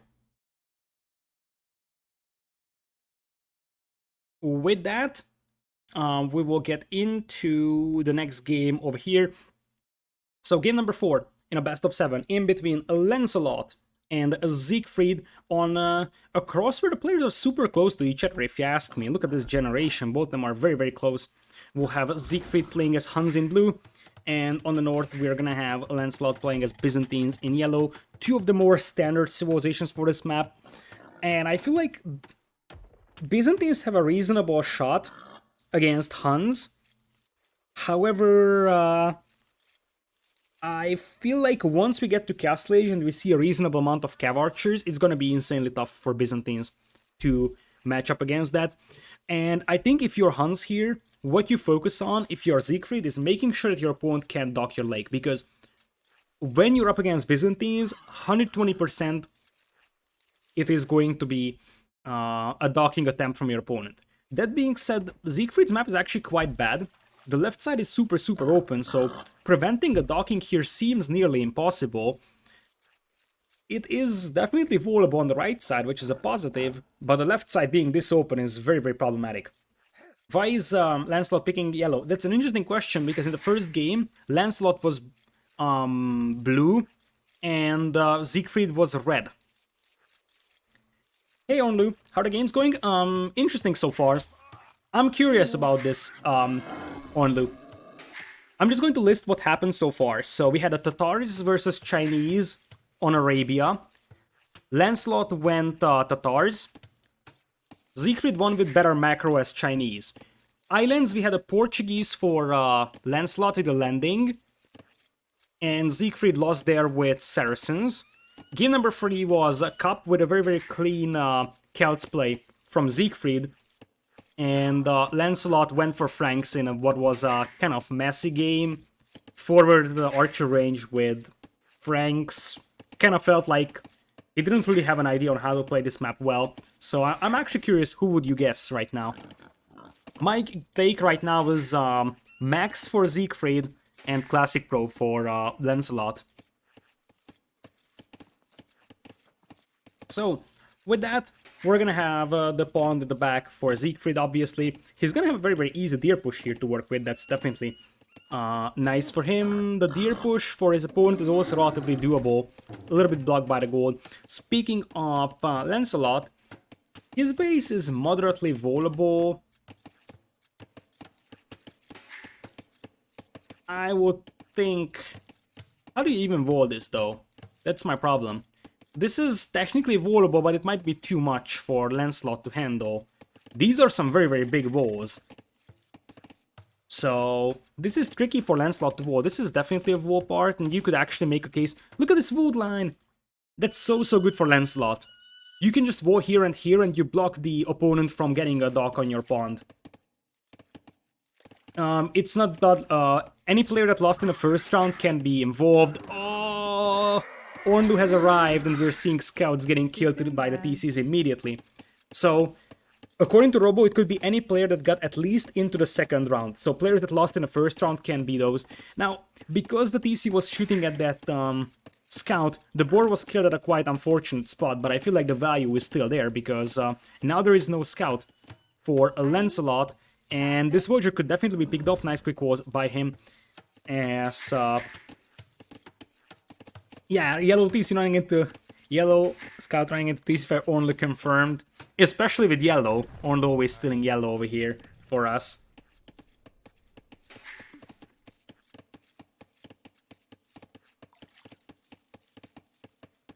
It's between Lan, Lix, and Max, and it's Max. Like yellow is definitely not Lix, I think. The landing was very, very Lix-esque, but that's the only clue towards Lix. And honestly, that wasn't really as clean as Lix usually lands. I think that's the main clue, that Lix would have done a better landing, honestly. How fast is Lancelot clicking eco upgrades? Depends. In the first game, he didn't go for a lot. On the other hand, the Swords guys love Tatars on Arabia, so that's something to keep in mind. As we are gonna have Feudal Age coming in here. Where's the sneaky Voyager at? That's the question. I mentioned that Siegfried...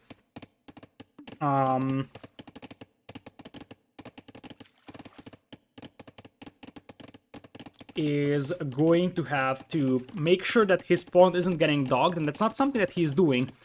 So that's actually a little bit sloppy. You should send one fishing ship to this fish to see if there is opponent coming in with a fire galley. Overall, you probably want to keep your scout around here, because it's Byzantines. It's like 80% chance that they will dock you. Especially, I would have said 100% in Dark Age, but there is a sneaky Voyager. Come on, man. Byzantines will always try to dock you. There was a question about if Hidden Cup 4 is gonna have an observer, like we had in Red Bull. I don't know. I haven't been following the happenings with that. Nilly had a video on that. I didn't watch that, so I don't know what his opinion is on this. I would doubt there is gonna be an observer. I feel like that's something that Red Bull was insisting on.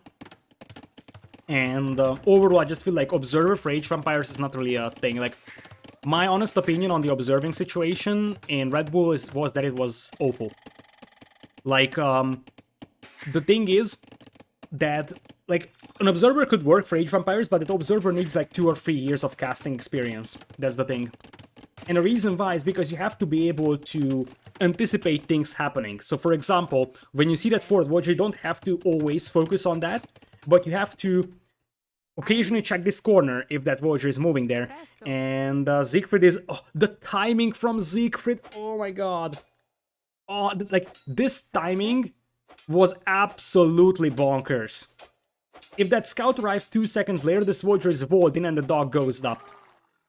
Oh man, that... He was anticipating that Voyager. But that was like perfect timing. Anyways, we get scouts over here from Siegfried. Lancelot is just gonna go for the Brax. Yeah, I think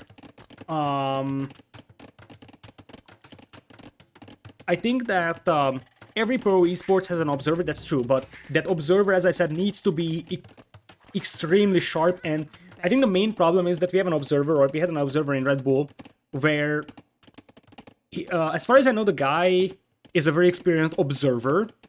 However, he's not experienced in Age of Empires, and that meant that he didn't really know where to look. And I was actually frustrated when I saw those games. Because I knew exactly that, hey, there's going to be something happening over here, because that just comes with casting experience, that you know that things will happen at a certain time. You don't always have to focus down a lot of things. Eventually, if that guy keeps spectating Age of Empires for years, he's gonna be good. But you need to have great anticipation for this. Yes, that's totally true. There was stuff happening on 4 places, but that's the difficulty in casting. If there is stuff happening on 4 places, then that's the hard part in casting. You have to be able to evaluate which of those are important, which of those are less important, and you always have to focus on the most important happenings. It's impossible to cast, especially in very, very open maps, or maps which involve a lot of macro and a lot of fights in different places. Like, for example, Cross could be a map like this, and it's impossible not to miss a single thing as your caster. But in these situations, you kind of have to be able to evaluate which is the more important happening, which is the less important happening. That's an idle villager over there, by the way. So with that, we have docks up on the left side pond and the north pond for Lancelot. He's actually getting a dock over here as well. And Siegfried doesn't know about it. I have no idea how to actually switch into Siegfried's POV. Like, shift click is no longer working. That's so weird. I'll have to talk to the capture age guys about this one, because it might just be a bug. But I don't think that Siegfried knows about this dog just yet. Because if you take a look at Lancelot's POV, Lancelot barely sees the dock, and he's got Town Watch with Byzantines. So I don't think that Siegfried knows about this dock, and that is confirmed by the fact that he's still making fishing ships. With that, we will have some archers and scouts over here, so the ecos are relatively close, but Huns are Huns, and that's not something that you should forget over here in this situation, that they're actually thinking about going into Castle Age. And Cav archers will be very, very problematic for Lancelot to deal with. He's got an untouched fishing eco on the south. I love this galley move as well from Siegfried, protecting his own pond. So the ecos are still close, and look at this macro once again by Siegfried. He's just harassing wood line after wood line, and once again, we're seeing something similar that we have seen, I think, in the first game, that Siegfried's micro here seems to be very, very good.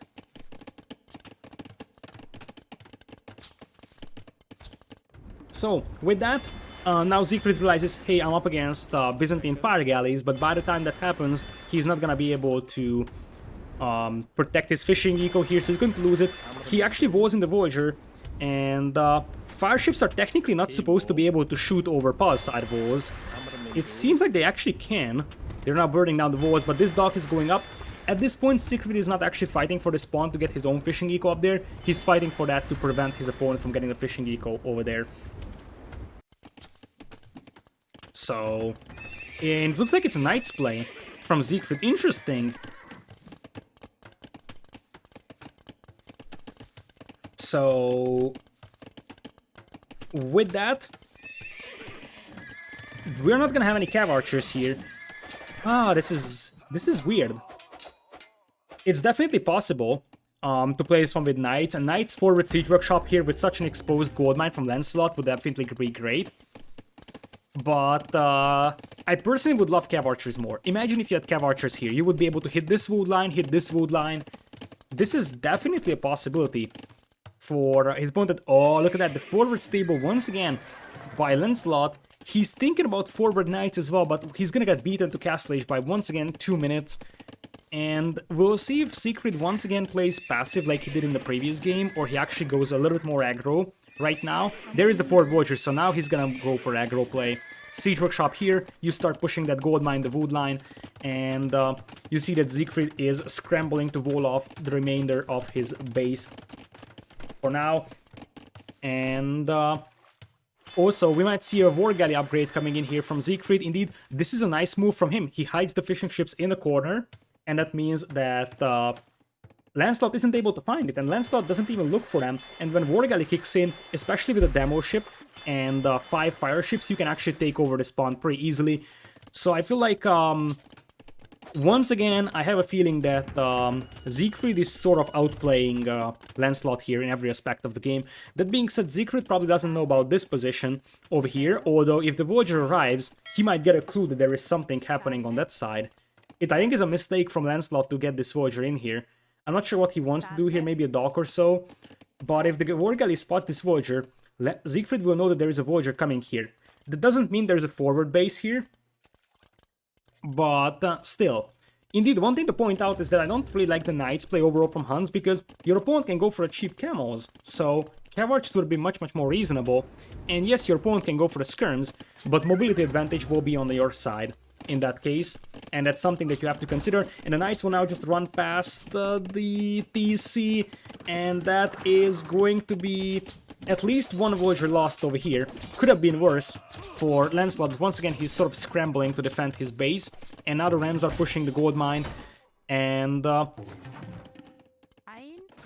let's see, we're gonna have a couple of camos coming in for Lancelot, but I mean, those camos will have to travel through all the map to get back. And look at this, once again Siegfried just playing a very clean overall, smart player, and that's a game over here. I think that feels very game over-ish, because now Lancelot is losing Voyagers left and right. Yeah, he's gonna have a couple of camos, but expect the Monastery to come up over here.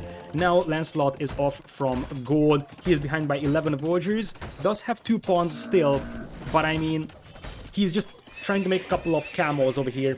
But at this point, those camos have no bloodlines, just +1 defense overall versus +1/+1 bloodlines Knights. And yeah, there is not even a lot of Voyagers. Actually, there is a lot of Voyagers to garrison into the TC, but that is because there is no Voyagers on this actual wood line, and now the Rams will come in. Mangonel tries to finish off the Rams here. It's a nice move from Lancelot. That's a very nice move, and a little sloppy execution from Siegfried over here, as the Knight will come in to try and snipe the Mangonel. Lancelot is trying to quick wall that in so the Rams can't access it, but still, I mean, at this point, I feel like this is just, once again, a matter of time. So, Siege Workshop will go down over here, which means that you will have no reasonable tools to deal with the Rams, and it's only a couple of camos. We could see some pikemen from Siegfried over here, or he could just add additional ranges and now start going for Cav Archers. So it's a delayed Cav Archer play, and even just a couple of Cav Archers will make life a nightmare here for Lancelot. And it seems like we do have a very one-sided game over here now. 3 TCs will be here for Siegfried. He will spot the camos passing by, so he now knows that there is a stable here and he should be able to defend against that. Voyager is trying to bash down Rams, but I mean, even if these Knights die, at this point we have a 14 Voyagers lead with cheap Hunnic Cav Archers. And I mean, as I said, those camos now have +1/+2, but Cav Archers are slowly piling up here. I still think that straight Cav Archers would have been a little bit more reasonable for Siegfried, but he's got a so big lead right now, as it seems like Lancelot might be thinking about a defensive castle, but this map is so open that the Cav Archers will just raid you to death in that case, and once again, this might end up with just Siegfried outbooming his opponent by a massive margin. The eco idle time is much greater for Lancelot there, and there could be a lot of Voyagers in the Stone Mine that get picked off, and now the Knights and Cav Archers come in. Cav Archers right now is just a support unit, it's not a full switch into CA. They just want to pick off those low HP camos and just keep pressing on the gold mine. You want to have your Cav Archers focus down the camos. A lot of them are low HP, so I think you can take this fight if you use your Knights as a meat shield. But for now, it's Poking Probe only from Siegfried as he's piling up more to CA. Still, where is the buildings indicator at? We used to have a buildings indicator as well. I'll have to read the patch notes for Capture Age, because I was foolish enough not to read the patch notes as Siegfried loses the right side pawn But still, at this point, the only thing that's missing for Siegfried is really the Castle Age eco upgrades. Other than that, he is just leading in every aspect of the game. For ATCs, he's not on stone, so he's not gonna drop a cast anytime soon. Only 2 ranges still. But, I mean, yeah, there is still a mining camp over here, but at this point you could just send one knight to destroy that mining camp, because that will actually take away 100 wood from your opponent that he needs to rebuild it. It seems weird, but destroying that mining camp now that it is damaged by that much is actually going to be a reasonable idea. That's actually a nice counter raid here from Lancelot, the first move in this game where Siegfried feels like he's getting caught off guard and he's rushing for that TC. If there is a way back into this game for Lancelot, it is this way. And as I said, I feel like Siegfried is playing a little too passive to my taste, so overall I didn't like the Knight's play. Especially against Byzantines, I feel like it could have been straight Cav Archers. He's doing a lot of damage to his opponent here though, so I feel like this isn't going to be a massive difference, although you have to add the fact, look at this, 23 villagers killed by Siegfried, 20 by Lancelot. So the villager KD is still amazing for Lancelot, given the circumstances. This is still supposed to be a game in the hands of Siegfried though, because, I mean, just look at the map position he's in. His free TC is much easier to reboom. Once he gets a good blob of Cav Archers, he's gonna be able to do quite a lot of raiding. But, I mean, Siegfried is once again not playing this one as clean as he could possibly do. I just don't understand Knights. At the beginning, he's gonna get raided pretty hard as well. He's gonna evacuate those wood lines. And there's a forward siege workshop here from Lancelot. Still no ballistics or for Siegfried, but Lancelot taps out. So I think he just looked at the score, probably looked at the right side pond, and probably looked at the fact that, hey, I'm up against like what, 16 Cav Archers and 6 Knights now. So Siegfried takes over game number 3 as well. We're actually going to a match point over here. So Siegfried taking game number 4 as well. And that brings us to High Tides, right? The first time we're actually going to see High Tides in Hidden Cup 4. We had some discussions about High Tides as well, to continue, as I said, the evaluation of players. That High Tides is very, very similar to one of the maps in Euro Rumble. And that could also be a small clue that the first pick of Lancelot being High Tides could be a clue towards a player being in Euro Rumble, and Classic Pro fits that as well. So, yeah, I feel like High Tides Islands is something that I can really imagine Classic Pro picking as his first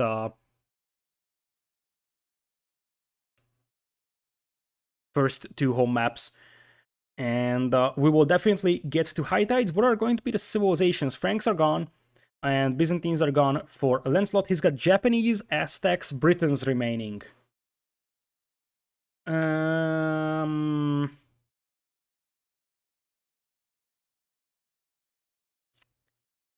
I guess Japanese. Other side, we're gonna have most likely Celts, Huns gone. Could be Malians or could be Persians, but Bay is going to be, I think, Mongols. Gold Rush will be Khmer, I think. So indeed, we are left with Malians or Persians. I think it's gonna be Persians though. Although I wouldn't be surprised to see Malians either. Both of these are absolutely a possibility over here. So with that, yeah, one was also saying Japanese versus Malians and Persians. It feels so awkward actually watching, like, having Ornlu watching me, because usually when I'm casting, Ornlu is casting as well, because, well, it is the life of casters. When someone is casting, everybody is casting, so to say. So, Robo is going to post the link to the next game soon. Yellow could also be Lan. Eh. Eh. Eh. Could be, but I'm not convinced. Only the dead phone, which means no alarm clock. Feels bad, man, or not waking up. I also got tricked by the time zones here because of the day and night shift thing. So I looked at the time frames of this game. It was like noon Eastern when I looked at it on Friday, and yesterday evening I looked at it and I was like, oh, it's 1 p.m. now. What happened? So the daylight savings almost tricked me as well.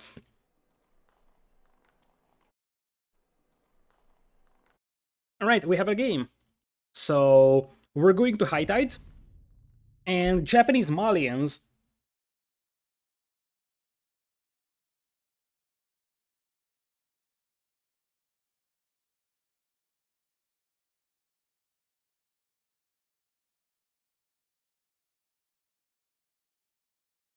What even is DST, Ornlu? I thought that there is EDT and EST, and then there is CST, which is like the central time. Oh, daylight savings time. I see.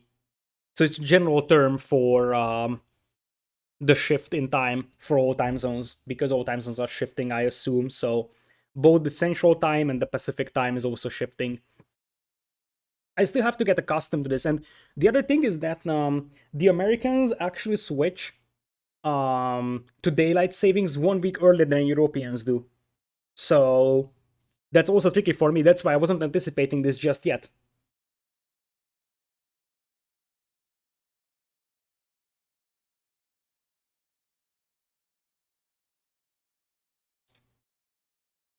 So with that, we'll jump into what could possibly be the final game of this set.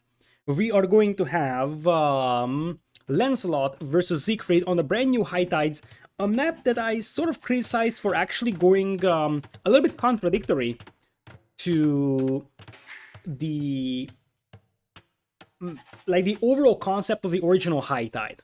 Like in the original High Tide, this patch was actually implemented on the southern part of the map, or well, it was the left side at that time, but it doesn't actually make a difference. So on the opposing side of the map compared to this spawn, this patch was implemented to make it harder to wall.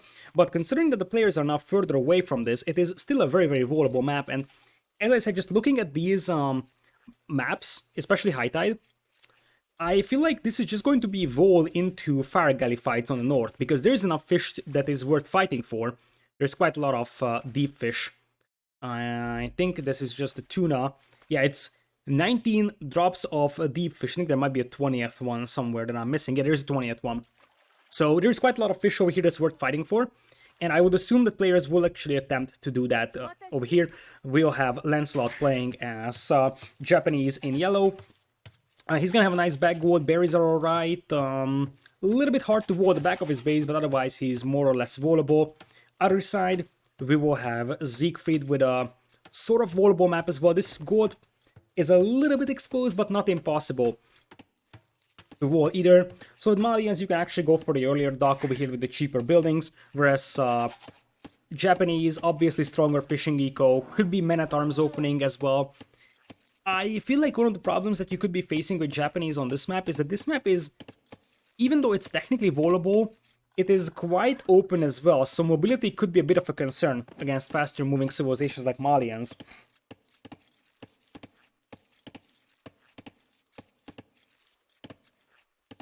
Or it doesn't actually move you closer to Europe by an hour, it just moves you close to Europe by an hour for a week, because Europeans also do daylight savings. So, yeah, from a casting perspective, that actually is very, very helpful, because it does matter that, let's say 13 GMT, which is like the standard time where most of the tournament games actually start, is either 8 a.m. or 9 a.m. It actually doesn't matter. So, with that, it looks like Lancelot isn't gonna go for some huge walls over here, dropping the next house over here. And in before Lancelot is Lan and Siegfried is Classic Pro. Siegfried is definitely not Classic Pro. There is no way it's Classic Pro over there. And we already have a dock coming in here from Lancelot. So he's gonna dock the middle island. This is an interesting dock position, but I like the idea. Because in proportion to the previous High Tide script, this island in the middle is actually closer to the players than it used to be. It makes sense to make your dock over here because it has multiple positive effects. For example, all the deep fish is actually on the water and not on the shallows. So making your dock over here on the shallows would actually result in longer travel distances between these. And in the meanwhile, Lancelot docking over here means that he's gonna have a little bit more efficient fishing eco. Plus, he can also voll this Voyager in Dark Age here, which means he can go for the shorefish, which means that the opponent's scout cannot kill his Voyager, and that definitely feels like Lancelot is well prepared.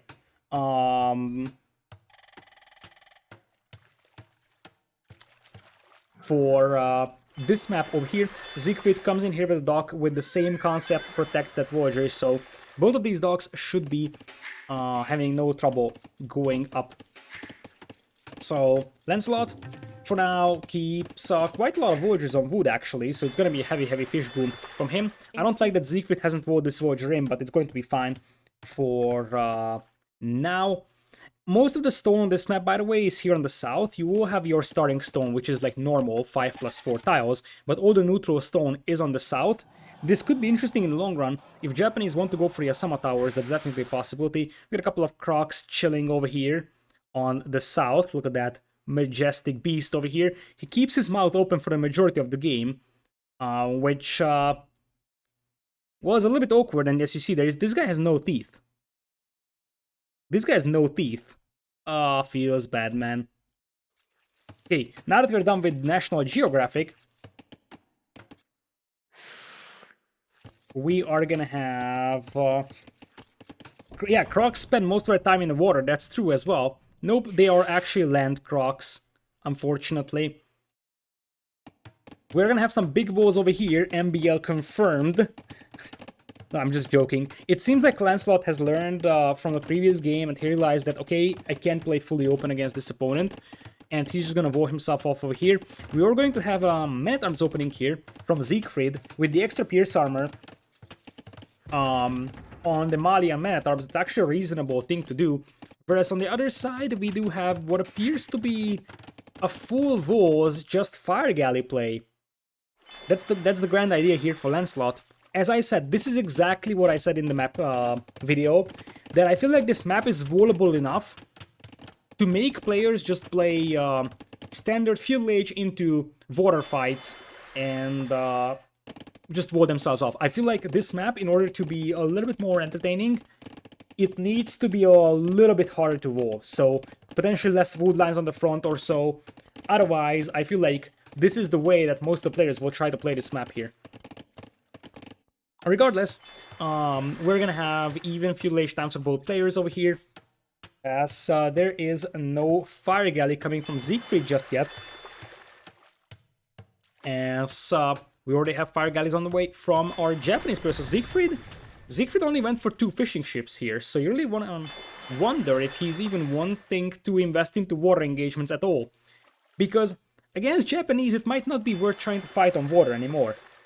I mean, it would definitely be nice killing these fishing ships, but I think he sees the second dock and he's like, okay, I think I'm not going to be able to win the water. And the Man-at-Arms actually run inside here. I think they just ran past the TC. One of the things that you have to be paying attention for when you play a Galley Rush is that when you play a Galley Rush, you don't have Voyagers close to your TC because all of them are on wood and gold. And that means that these Man-at-Arms have just run past the TC here. That's what happened. You haven't seen that, but I can assure you that that was what happened, because this is wide open, and in the case of Galley Rush plays, as I said, the Voyagers will not be close to the TC because they're not on sheep anymore, you send them to gold and wood, and that means that you can just run past the TC over here, as right now Lancelot is trying to trap that army over there. Still, I mean, these Man-at-Arms are already getting value for themselves, even though the scout was a little potato over here. Nice micro from Yellow here, that's actually very nice micro overall. Keeps the scout alive, which is extremely important, and given the circumstances, I feel like he's got the upper hand here. A Demo Raft comes in here from Siegfried. Demo Snipe could definitely be a possibility against those fishing ships, but you don't have, like, one demo isn't enough. That's the problem that Siegfried is facing. He seems like he's actually gonna go for a land-based approach, as he will already be playing with archers, going for horse color even, as this lady is gonna get burnt alive. So Now that Voyager is fried, you could say it's Siegfried. Just one demo inside, tries to demo stand with fish. This would be good against any other civilization, but not Japanese. If this was, and this is one of the reasons why I picked Japanese for this map. Now, Lancelot reacts, and he's going to split his fishing ships. That's actually a very, very nice move from him. Exactly what he needs to do.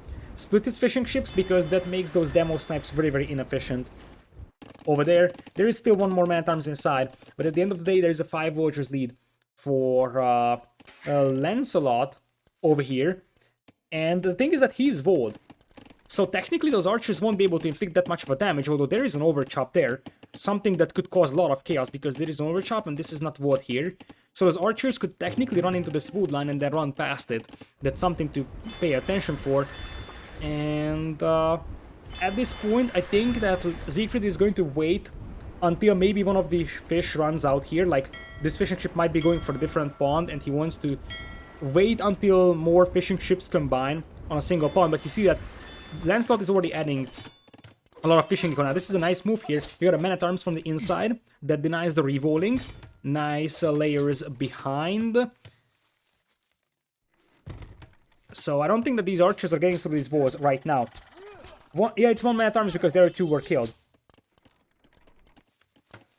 Daniel Lan... Daniel isn't an impossible option. But I feel like it's classic, bro. I have a feeling like that. So, with that, this dock is gone, and I feel like Lancelot is playing this one so well. Like, the game plan for Lancelot in this game is much better than the game plan for Siegfried. So, as bad the game plan from Lancelot was on Cup, this is a great game plan for him. And as good as the gameplay was from Siegfried on Cup, this is very, very potato from him. He gave up water too easily against Japanese. And even though he's technically leading in terms of resources going into Castle Age, his opponent is gonna have a way better eco. 11 Voyagers lead already. So you see that he's actually selling some stone to go up. He knows exactly that his opponent is probably gonna beat him to Castle Age here. I think if Siegfried wants to play this one out like this, then he needs to be super aggressive. Because he's gonna get outboomed really hard on water, and that's nice perception as well from Lancelot. Another Voyager dies here. Was this Voyager actually deleted? No, it was killed. Like, the reason why I think that it could have been deleted is because maybe he wanted to delete the dock and accidentally had the Voyager selected as well. But no, it's 4 kills in terms of Voyagers by Lancelot, and only, 4 losses from Siegfried, so it was actually killed by fire ships. But it seems like he actually wanted to beat his opponent into Castle Age here and just try to come back on water, but that's not gonna happen. And it's a 15 Voyagers lead at this point. There is a slight Castle Age advantage though from Siegfried. So theoretically, if he plays a very, very aggro play here with crossbow and camo potentially, his opponent is actually double stable, something that he will see. I think Camel and Mangonel could still do the job, because Lancelot doesn't really have an awful lot of army on land, but I mean, there is a reason why Japanese indeed is very strong on this map. It's about the fact that your opponent can't just demo snipe your fish, and I feel like this much fishing eco would just mean that eventually the game is going to snowball in the favor of Lancelot, just like the cross game snowballed in the favor of Siegfried. I think that this game is just going to snowball in the favor of Lancelot, because he actually cancelled the second stable, interestingly. Huh. What is he up to? Lancelot cancels the second stable. And, what? Lancelot built a stable here. Maybe the problem was that he couldn't get through his walls, like he was fully walled here. And he like wanted the gate or something. But that was so weird. So weird. There's the workshop. I think that's the right playing for here for Siegfried. You have to go full aggro. So crossbow, mangonel, camel, monk, whatever you can. You have to 1 TC sort of all in this one, because otherwise Japanese will just outboom you. So here is a monastery first against the knights. But I feel like, as I said, the problem that Siegfried is facing is that if he's unable to do insane damage immediately, by that I mean like either killing a lot of villagers or potentially destroying TC whatsoever, he's just gonna get outboomed on water so badly. And I love this. Look at this. Look at this. As Lancelot is patrolling the shoreline, there's absolutely no chance for Siegfried to take control over the water, and that fishing eco is just crazy. And that's the problem that Siegfried is facing right now. There's the siege workshop coming in though, and the archers will deny repairs on that stable though. So that's something that actually needs to be considered. The knights are bashing on the stable, and even though the archers don't have a lot of upgrades, they're just good enough to potentially prevent that stable from being repaired. Now knights will pop out. First monk almost in. The knights here from... no way. Look at Siegfried's upgrades. +1 defense, no bloodlines. That was a fast conversion, but it's +1 bloodlines now. I feel like this game is already over. Not because Lancelot doesn't have an army on the field. It's because it's nearly impossible to push this 20 eco lead. There's going to be Japanese pikemen, defensive siege workshop, and once again we're seeing one of the main issues that I have with Hidden Cup maps. I feel like they are decided so easily, but it just feels... It takes so much time until the games actually end after being decided. And you could say, oh, there could be a comeback. No. Like, it seems nearly impossible that Siegfried is able to catch up to a 20 villagers deficit here, especially compared to Japanese fishing eco.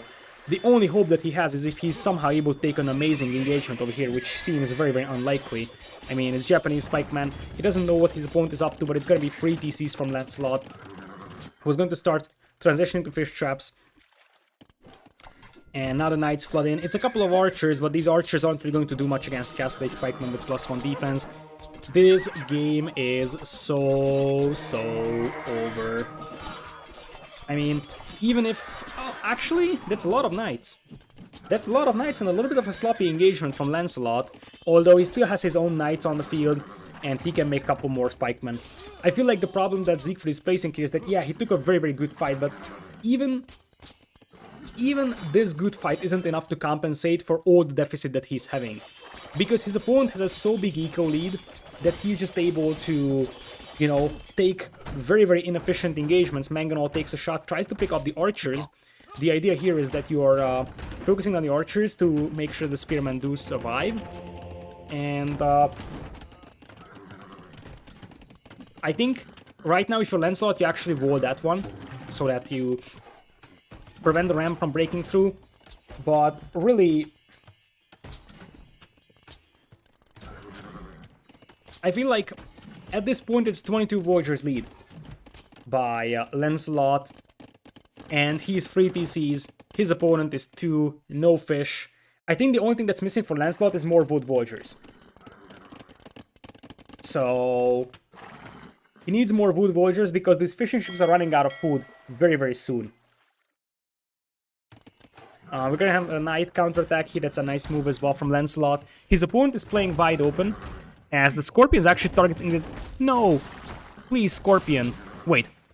The Scorpion was targeting the house, but I think he hit the Zebra, but the Zebra is still full HP, so that was weird.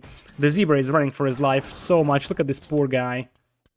He's just running. He's got nowhere to go because there is rocks and arrows flying everywhere. I don't really know if it's a good idea to leave this open, though, if you are Lancelot. I feel like those knights running past here could actually cause a lot of chaos. But still, I mean, look at this. Even if the TC is there to help out, it's a matter of 22 villagers deficit, and as I said, the only thing that's missing for Lancelot, but that's missing really badly, is fish traps right now. Because he's got a lot of fishing ships. In fact, all of his fishing eco or all of his food eco is in fishing ships. Here comes the big fight. It's Japanese pikemen with +1/+1. And that was an interesting fight. Oh, there is more pikemen. I think this is gonna be just enough for Lancelot to hold, or is it? Scorpion actually landed some nice shots. I mean, he can still go for more pikemen, as I think one of the problems that he has had is that he stopped making knights. He should be making more knights, or potentially light cap to snipe the monks. But truth being told, this push is actually decent from Siegfried. It's just a matter of this game feels like it's too far gone. like maybe a forward castle could save the day for Siegfried here. But really, Yellow's defense here wasn't really amazing. And really, the only reason why he's actually leading in this game is because his fishing eco is still keeping him in here. But as I said, keep in mind, the fishing eco is starting to run short here. In fact, now you have to travel a lot for fish. And when those actually run out, if Lancelot doesn't have fish traps at that time, his food eco will soon be gone. But yeah, this game is just over. It was over a long time ago. I feel like Siegfried massively underinvested into the water engagement, and as I said, this was the main criticism I actually sounded when I saw this map first. In the video that I made about Hidden Cup maps, I feel like this map is going to be Vol and Fight for a Fish type of a scenario. Either with Persians, I think it's going to be 95% Persians versus Japanese, Fight for the Water type of a civilization and layout. So, well done by Yellow. His game plan here was much better than Blue's one. I just don't know why Blue didn't actually commit a lot to war engagements overall. Especially because even on Hidden Cup Free High Tide, which was a little bit better for land engagements early on, even there, water was basically the meta. Cross won't be Persians versus Japanese. Cross will be probably Huns, Lithuanians maybe. I think Huns Byzantines is more likely for cross if High Tide is also in the map pool. So Byzantines won't really be an amazing civ for this map. It's going to be a good civilization for cross. Same thing with Huns. So Lithuanians could also be in the party there. So I feel like there are better civilizations for cross. Japanese feels the civilization for this map because there is so much fish. The extra fishing ship HP helps so much. And with that, Lancelot takes the next game over here.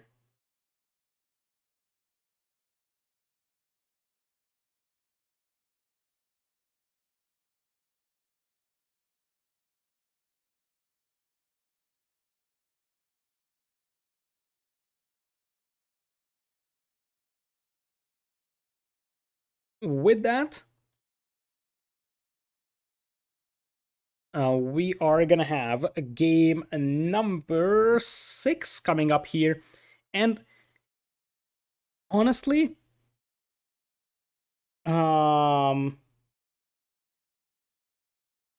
this is actually now a close series.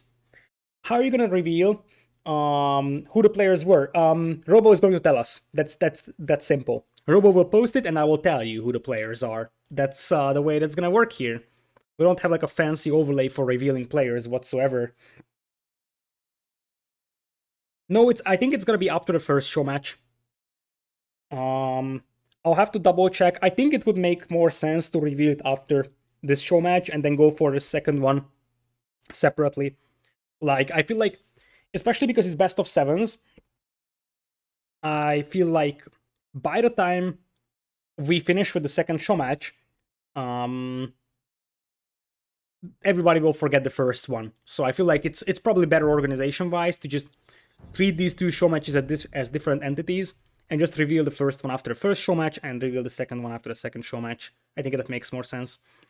So now that we're here, I still claim that Classic Pro is yellow and Max is blue, but I could see alternatives.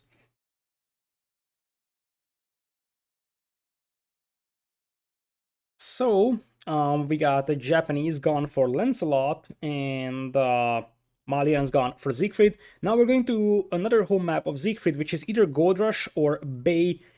Both of these games have a tendency to go very long, and now it's an interesting decision for Lancelot. He could go Berbers on Gold Rush, but I feel like it's gonna be Berbers for Bay, and he's going to try to counterpick the Mongols that will have the Mango die. And he's going to try playing Aztecs or Britons for Gold Rush. I think Aztec Briton on Gold Rush and then Berbers on Bay makes more sense. Siegfried has Mongols, Persians, Khmer remaining. It's either Persians, Mongols, probably Mongols on Bay, and Khmer will be on Gold Rush.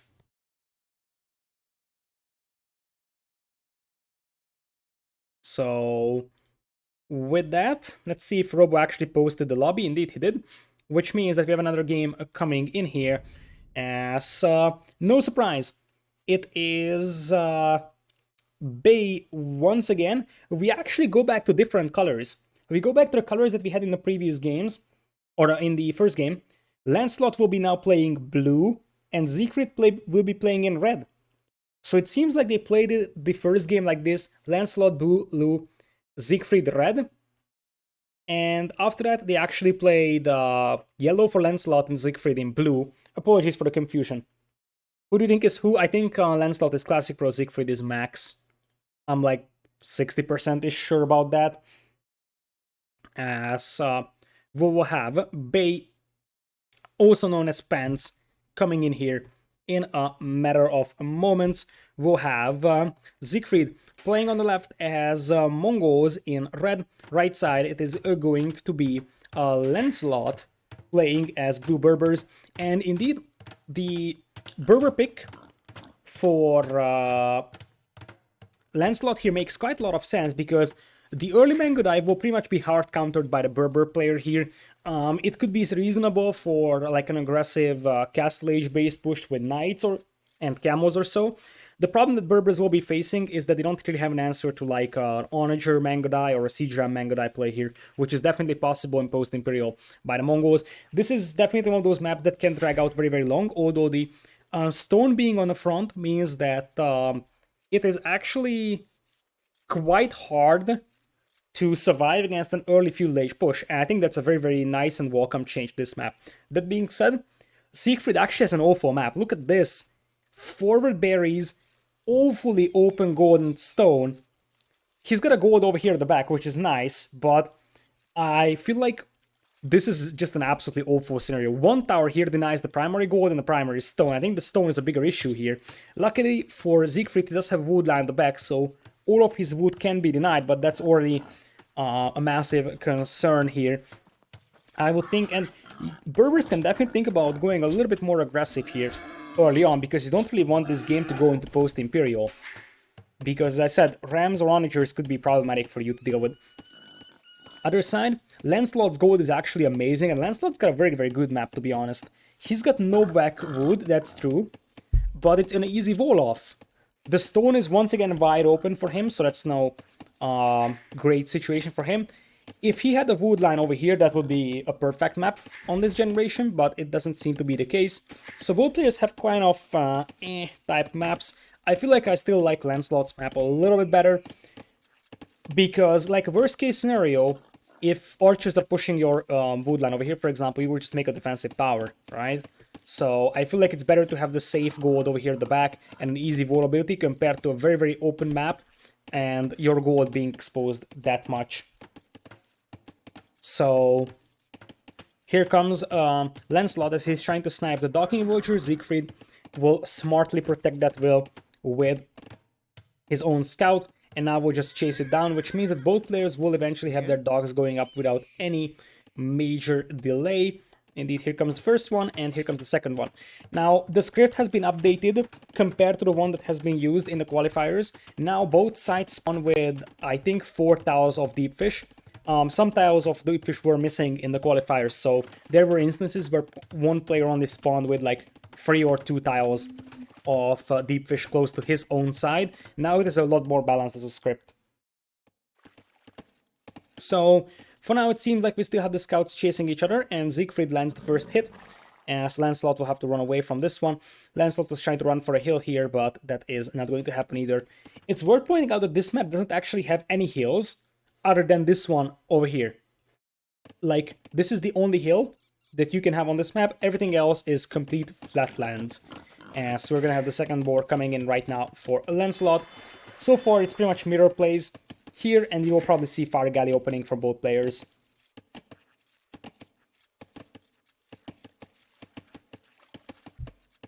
So, Scout coming in here to try and intercept the Vulture that might still be around, but that is not the case apparently. So Siegfried is just going to do some scouting around the opponent's base. Those berries could be a little bit exposed to archer fire later on, and in fact we'll see if either of the players will go for archers. The big question is which gold mine is Siegfried going to choose? Is he gonna go for this dangerous gold mine over here, or is he going to play this one safe, use this gold at the back, and then TC this one later? Both of these is an option, and we'll get an answer to that in a matter of moments as he's going up the feudal age over here. As he's still a little bit heavy on food. Going out for hunt. Interesting. He's Mongol, so hunt is definitely a possibility, but it doesn't seem like it's actually gonna be Galley Rush. Now these are gold miners. So he's gonna go for this gold mine. At the end of the day, it's a fast feudal Galley Rush play, but he's also trying to capitalize on the hunt here. One of the big changes that we had in this script compared to the Hidden Cup 3 script is that the hunt is a lot more evenly distributed now, which means that it's not like Mongols will just mill 8 deer over here and have an insane food income. Now there is just patches of 4 deers, and that makes it a little bit more balanced. With that, we're gonna have standard Galley Rush over here from Siegfried, and he's going to beat his opponent in the feudal age by a minute. That's actually crazy. Did he go for Loom? He did go for Loom. His opponent is also going for Loom, but look at this. This is so smart from Siegfried. He's got the feudal age scout, and he will be able to deny the second dock, which is gonna be crucial. And like by the time the scout of Lancelot comes back, that's not going to be a thing, and he's not denying it. He's not denying it, man. In fact, his second dock is actually pretty late here, if you ask me. So you got the Fire Galley coming in here in a matter of moments. That second dock is actually still alright for Siegfried, but he's pretty much going to lose his feudal age advantage here. I feel like maybe if he doesn't go for this mill, this could have been a different scenario. Obviously, it's going to help his food income quite heavily over here, because he only has 3 fishing ships on food, so that mill on the hunt actually helps immensely. But that's going to delay his push on water, as he's popping out the first fire galleys just now. Obviously, microing the fire galleys here for Berbers will be a little bit easier because of the faster moving ships here. But the first player to push the opponent's fishing eco usually gains the upper hand in this one, and the main reason is because right now Siegfried has 3 fishing ships working for him, whereas his opponent is going to start feeling the pressure in the form of idle time over here. Nice move from Lancelot to actually split these fishing ships, and while we have a bit of a downtime over here, so to say, as we still have Siegfried chasing down Lancelot, Scout Lancelot might try to take the hill and take this engagement. Siegfried reacts to that and also takes the hill himself. So what I wanted to point out is that Classic Pro versus Villas. If Lancelot is indeed Classic Pro, he actually played the decider game against Villas on a Bay, and he lost it. And that's where he actually fell out of the tournament. So Bay is actually sort of a special place. Maybe in negative terms for Classic Pro, but that's something that's worth pointing out in regards of this map. Still, both players do have their scouts, but Lancelot has way lower HP, and there's a Barracks coming in here from Siegfried, so he actually wants to start thinking about pushing this on land. We don't have a repair villager just now for Lancelot. Now he brings in 2, but that might be a little too late because one of the fire galleys might go down over here. And the good news for Lancelot is that he's got Berber fire galleys, so they chase down the opponent's ships a lot easier. So basically, Lancelot is the one that chooses which fight to take, as he's actually burning Siegfried's scout over here with the fire galleys. He's the one that can chase down the opponent's scouts if he's winning, and he's the one that can run away when he's losing. However, we talked about the fact that Lancelot doesn't have a safe wood income if archers come in here, and that seems to be the possibility. Now, Demo comes in here. I think that wasn't really an ideal hit. It sinks a fishing ship, but I feel like your early demos probably either want to target multiple fire ships, or the ideal scenario is that you pick off the repair voyager, because that actually delays the repairs on the opponent's ships by a considerable margin. We do have 2 docks from both sides over here, but it seems like Siegfried actually bails out on fighting water. Beautiful move from Lancelot to retain his fishing eco, by the way, so it is indeed an exceptional play from him.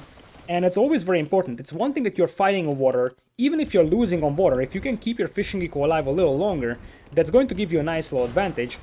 And it seems like Siegfried is bailing out on water to a certain extent. Lancelot comes in here with the fire galleys. He already sees the range, so he knows that something is coming his way, and he's making a stable with scouts Lancelot now running away from this engagement. The demo raft is actually very, very close here. Sigfried still has 2 Voyagers lead though. That mainly comes from the fact that Lancelot had a lot of TC idle time. Probably because he had to go for scouts. And he only had a couple of fishing ships working for him in terms of fishing eco. This could be a big demo hit here from Lancelot. Indeed, here he comes. Nice demo over there. Damages 2 fire galleys and also sinks the opponent's demo. And at the end of the day, this is still not enough for Siegfried to crawl back into the water engagement. You can actually just tank that demo shot. Yeah, that's probably the best you can get out of this one if you're Siegfried. Tries to go for more fire galleys. And also goes for the hunt here. So he's going to capitalize on the hunt as he's still making a couple of archers. He takes his time with this push, but that buys time for Lancelot to potentially do some defensive measures, maybe defensive range for skirms. He tries to get a couple of scouts on the field, but the reason why I don't like scouts in Field Age on this map is because it's so easy to defend against them with a couple of spearmen. Whereas against archers, you have to make a barracks and you have to make a range for skirmishers. Here comes the spearman, pokes down 1 scout, and the Voyager could just turn around and fight that if he wants to. The spearman just needs to make sure he doesn't run away. That's a low HP Voyager, so he needs to be careful not to lose those. But here come the archers.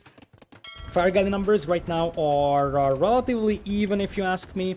Many of them are under repairs right now by Lancelot. But here come the archers, and that's going to be the problematic part for Lancelot. He has to invest into his own archers as well. But even the idle time could be considerable on that wood line. Now, however, we do have Lancelot's fire galleys slowly winning war over here, and the demo is still just a distant dream here for Siegfried. So he's slowly getting pushed away from water. Oh my goodness. No way. No way. Lancelot saves it in the final second. He opened that part of the wall before to let the Voyager out. But if these archers arrived just a split second earlier, they would have been inside. If they just stand on that building foundation, they could have denied that building, and then you have a couple of archers inside your eco. Now, considering that, actually, never mind.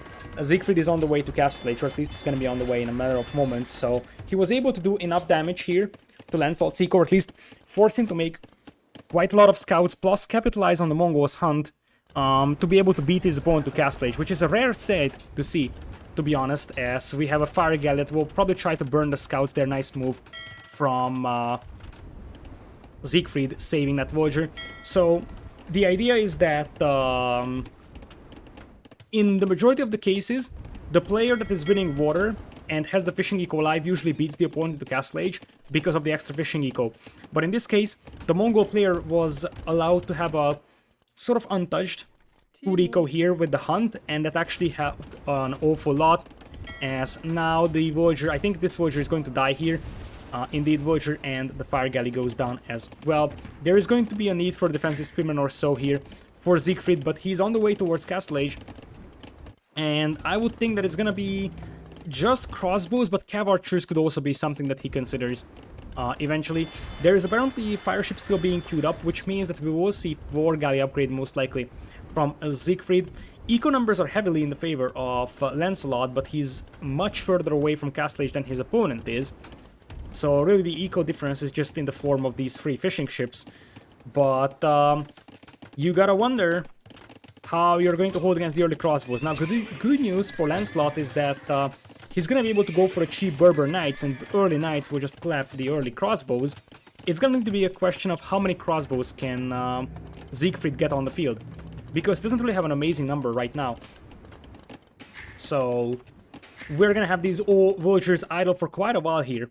For Siegfried, that increases his Voyager IO time an awful lot. He's probably microing his archers right now, trying to break in here. Scale barding on the way for Lancelot, as there is no crossbow. What happened here? For a moment I thought red dropped, because he isn't going for crossbow, he isn't going for Botkin. He had these Voyagers idle for quite a while, and now he's going for Botkin arrow first. It's an interesting decision as well. Usually you go for crossbow first and not Botkin. And the reason why is because crossbow gives you extra range, extra damage, and extra HP, whereas Botkin only gives you extra range and extra damage.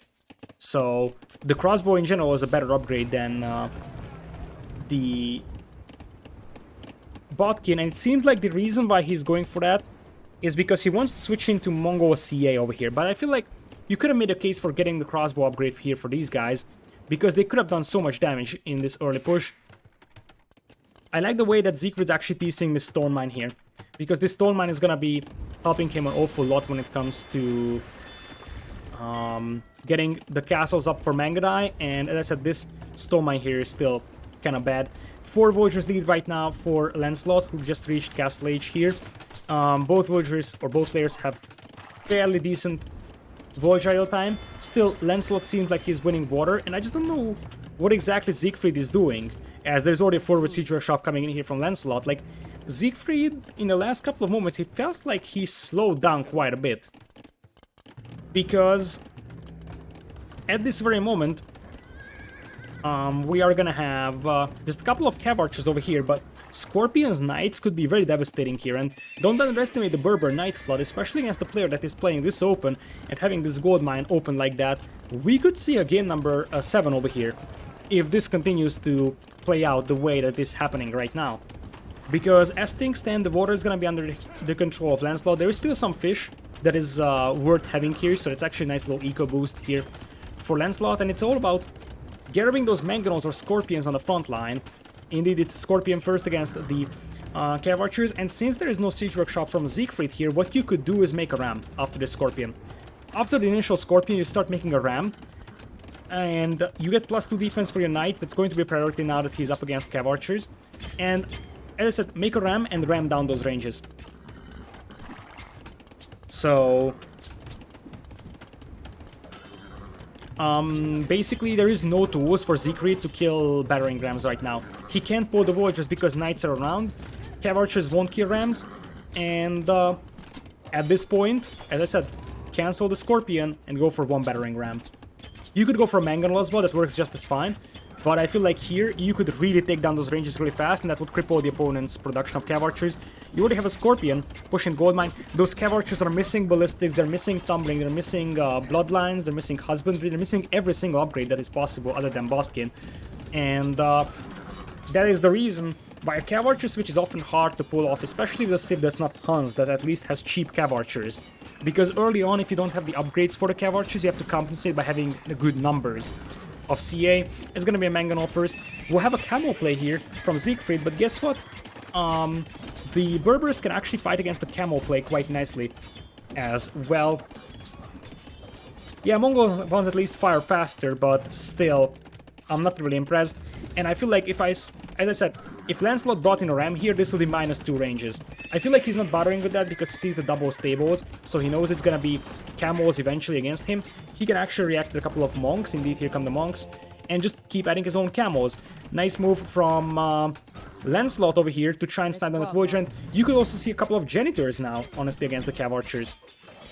Janitors would be a very, very underrated unit over here. Mangonel takes the shot on the cav archers, and for now, there is safe gold at the back for Siegfried, but Lancelot is playing on free TCs, and as I said, Lancelot push is convincing me a lot more than Siegfried's push is, well, Siegfried doesn't really have a push, Siegfried's just general defense here. We have another Mangonel coming in, and look at that! Were those 2 knights deleted to avoid conversion? I didn't see that, but they died suspiciously at the same time.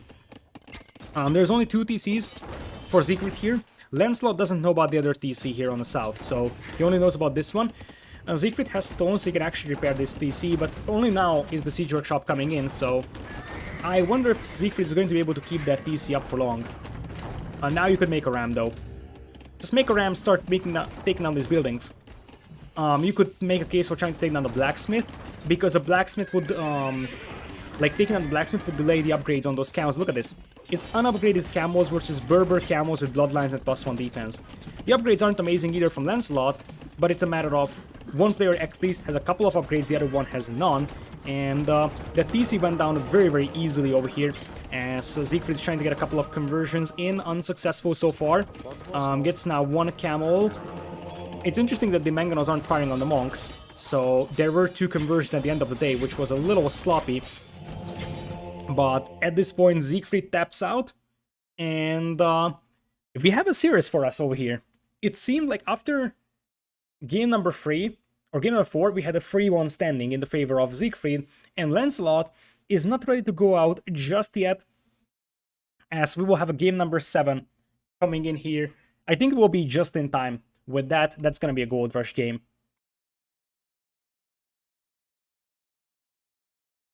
So let's add the score over here to Lancelot.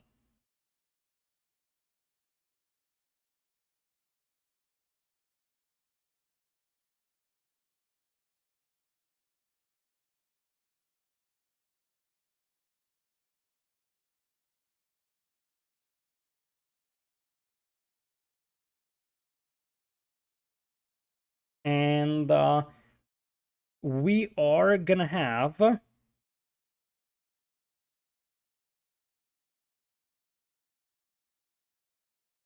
as I said, game number 7 over here.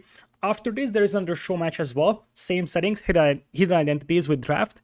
Unfortunately, I won't be able to cast that one because, as I said, I already agreed before that second show match was moved over there from yesterday. It would have been yesterday normally. Before that show match was moved over there, I agreed to co-cast the $5,000 Queens Clash semifinals on the Xbox official channel. So I'll be co-casting it over there. And yeah, that's sort of it. And what's gonna happen most likely is that we are going to have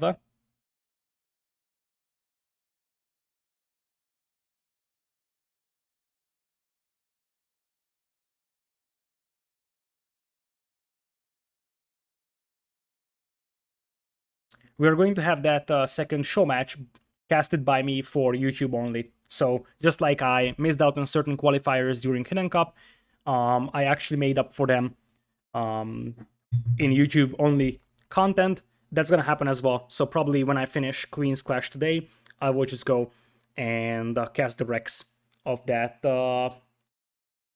second show match. That's the plan for today. So 2 best of 7s hitting YouTube most likely today, early tomorrow.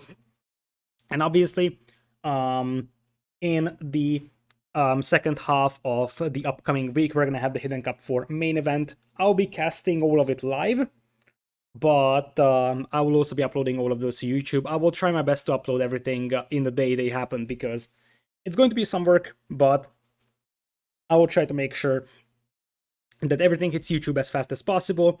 And after Hidden Cup, we're gonna have 2 polls, by the way, a 2v2 tournament with all the top teams that are, well, hosted by me. So it's going to be a fun one as well. The sign up deadlines are today, so we'll actually get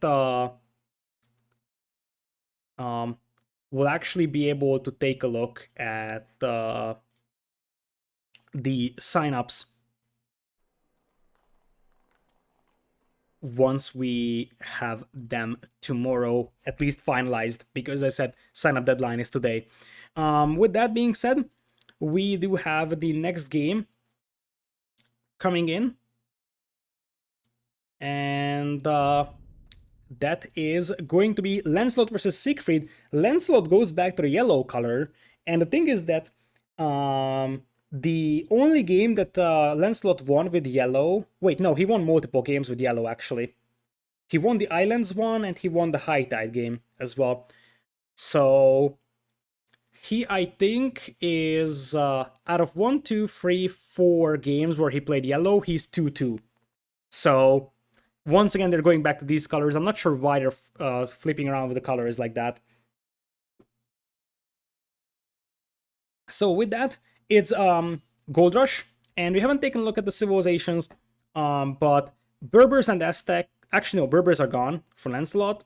Aztecs and Britons were left for Lancelot, and Khmer and Persians were left for Siegfried, which kind of means that Khmer has to be the safe pick here, versus Britons. An interesting decision here. You could have made a case for Aztecs, but I feel like I like Britons a little bit more here. The thing is that Khmer will probably be playing Knights, and with Aztecs you want to play Eagles, Aztecs, Monk and Siege push or Pike and Siege push would definitely be a possibility, but I feel like the Khmer early Knights could be problematic for Aztecs to handle. So I feel like Britons is actually a better idea here as we have 10 seconds from the spec delay until we can jump into this one. So with that, we will be getting into the final game over here. Lancelot versus Siegfried. After 4 games, I haven't even had the slightest clue that this series is actually going to go for 7 games. So we actually ended up having a very, very nice show match over here, as we will have Lancelot playing with his native civilization, if I'm not mistaken. Correct me if I'm wrong, but Lancelot, according to the Arthur legends, is British, right? He should be, but someone probably knows it better than I do. Usually for a main event of Hidden Cup, I read about the heroes themselves, and I actually plan to do that as well.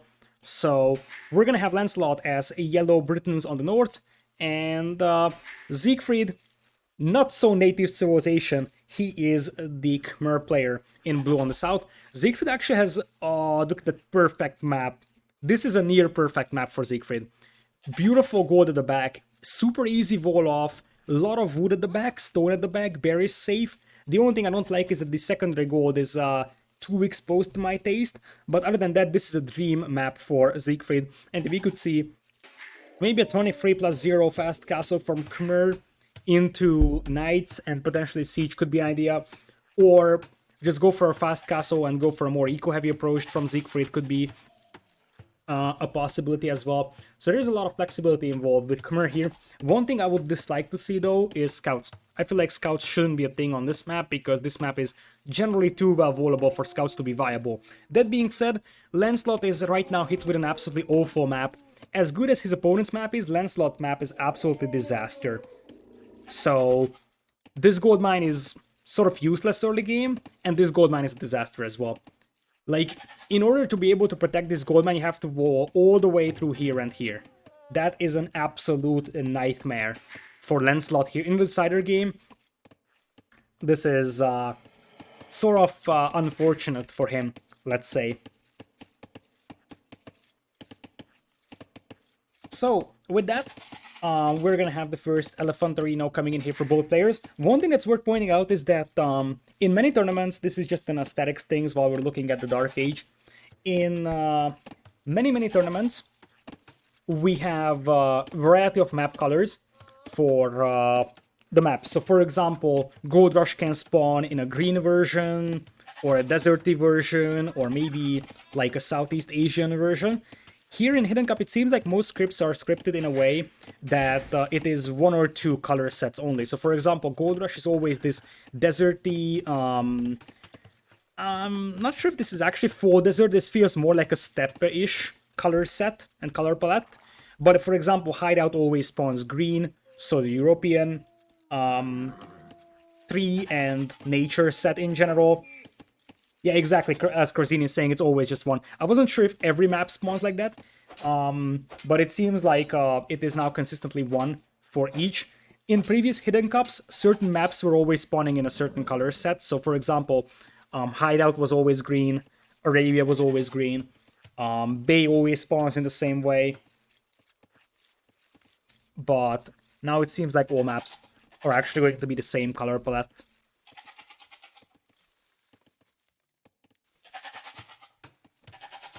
Winter Gold Rush, when? I don't know. I don't think Winter is actually... Like, Winter is usually excluded in tournaments. And the main reason why Winter is excluded in these color palettes is because... like, players always play with no snow mod anyways.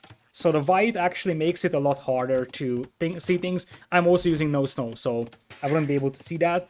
I think the only map where they actually have consistently winter teams that is usually used in competitive Age of Empires is Ghost Lake.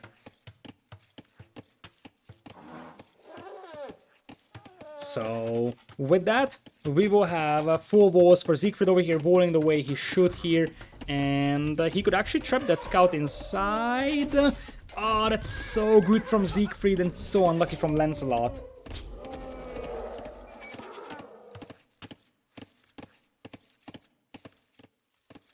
Krazini is like, I like winter maps, but I always cry when... Yeah, I think, Krazini, you are the one that actually always says it's so sad that casters are using the no snow mod, because I think Eruption... Correct me if I'm wrong, but Eruption is actually a snowy map, right? I don't know which map is snow and which map isn't, because as I said, I'm using no snow mod for just making sure that my eyes don't burn out casting. We have a Many Times opening here, or Many Times? No, this is a Drosh. This is a Drosh into what seems to be an FC here from Lancelot, although it could end up being a Drosh Archers with such a map. But I feel like if this wants to be a Drosh Archers, we would already see Vultures on gold. So, militia's trying to bash their way through these walls. These are still Dark Age walls, so they actually are very easy to get through. And Sigfried is sort of underreacting this one right now. Hello? Hello, Sigfried? One of the reasons why it's actually so bad to wall this far away from your villagers is because it's hard to defend these walls, but the timing might be just right once again. For Sigfried. You appreciate for using no plants mod? I actually was considering installing that as well. So, I don't like useless stuff on my screen. But for now, I'm okay with these little grass patches. I don't think they actually disrupt things a lot. But there were, like, I think in AoE Olympics or Double Cup, there was a map, as that's actually a Drush FC from Lancelot, going for these big old walls here. So, on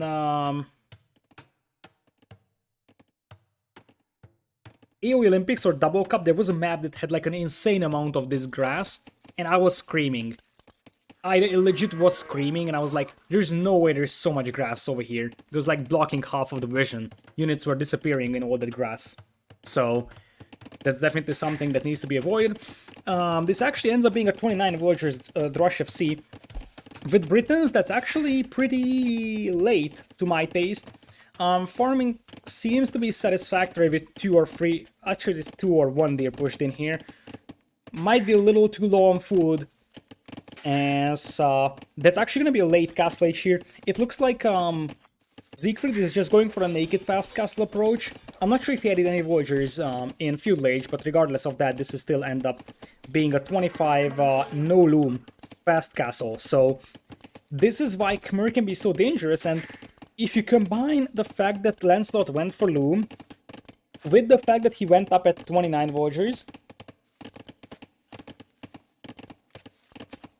I think that's going to be very problematic, because you see that Siegfried's already pulling villagers. This is a ballsy move from him. He doesn't have loom, and there is a lot of lions here. Or, well, right now it's wolves, but sometimes it's lions. So, you have to be careful. In general, the crest has the wolves, so technically if you walk through the middle, you shouldn't bump into a lot of wolves. But this is still a risky move. Your opponent has lost his scout, that's true though, and that helps a lot for Siegfried.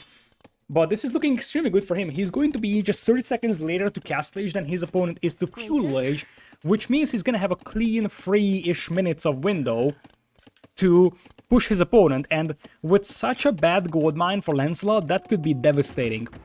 And the thing is that we could actually see... I think it's going to be Scorpions opening, but I feel like that's not the way that it should be done. It should probably be... I would think it has to be a ram opening, believe it or not.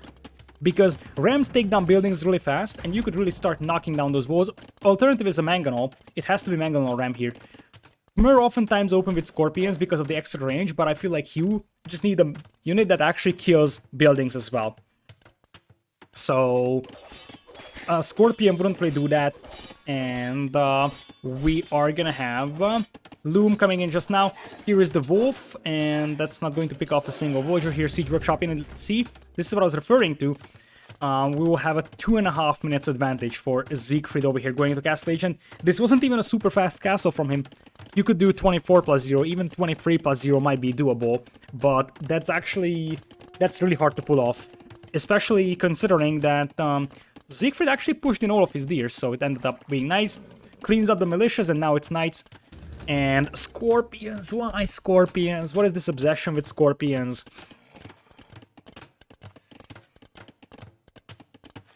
So I really don't like the scorpion play.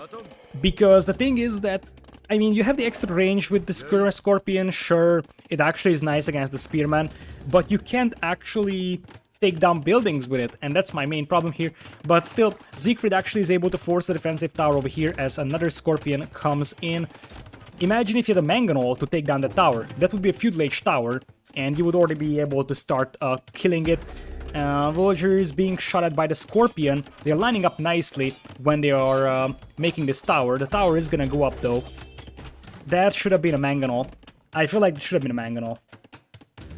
And it's still Scorpions from Siegfried. I mean, Scorpions for Khmer aren't bad, but as I said, just one or two Mangonels would be able to start pushing these buildings, for example, because Scorpions won't actually allow you to kill buildings like these towers, these ranges, and you would already be pushing off your opponent from gold. With Mangonels, the tower doesn't go up. Still, we're gonna have the first Mangonel coming in here, 3 Scorpions denying a lot of farming space. Defensive Siege Work up now for a Lancelot, but I feel like Siegfried kind of throw away a huge chance for him. In terms of just being able to bash his way through the walls with Mangonels.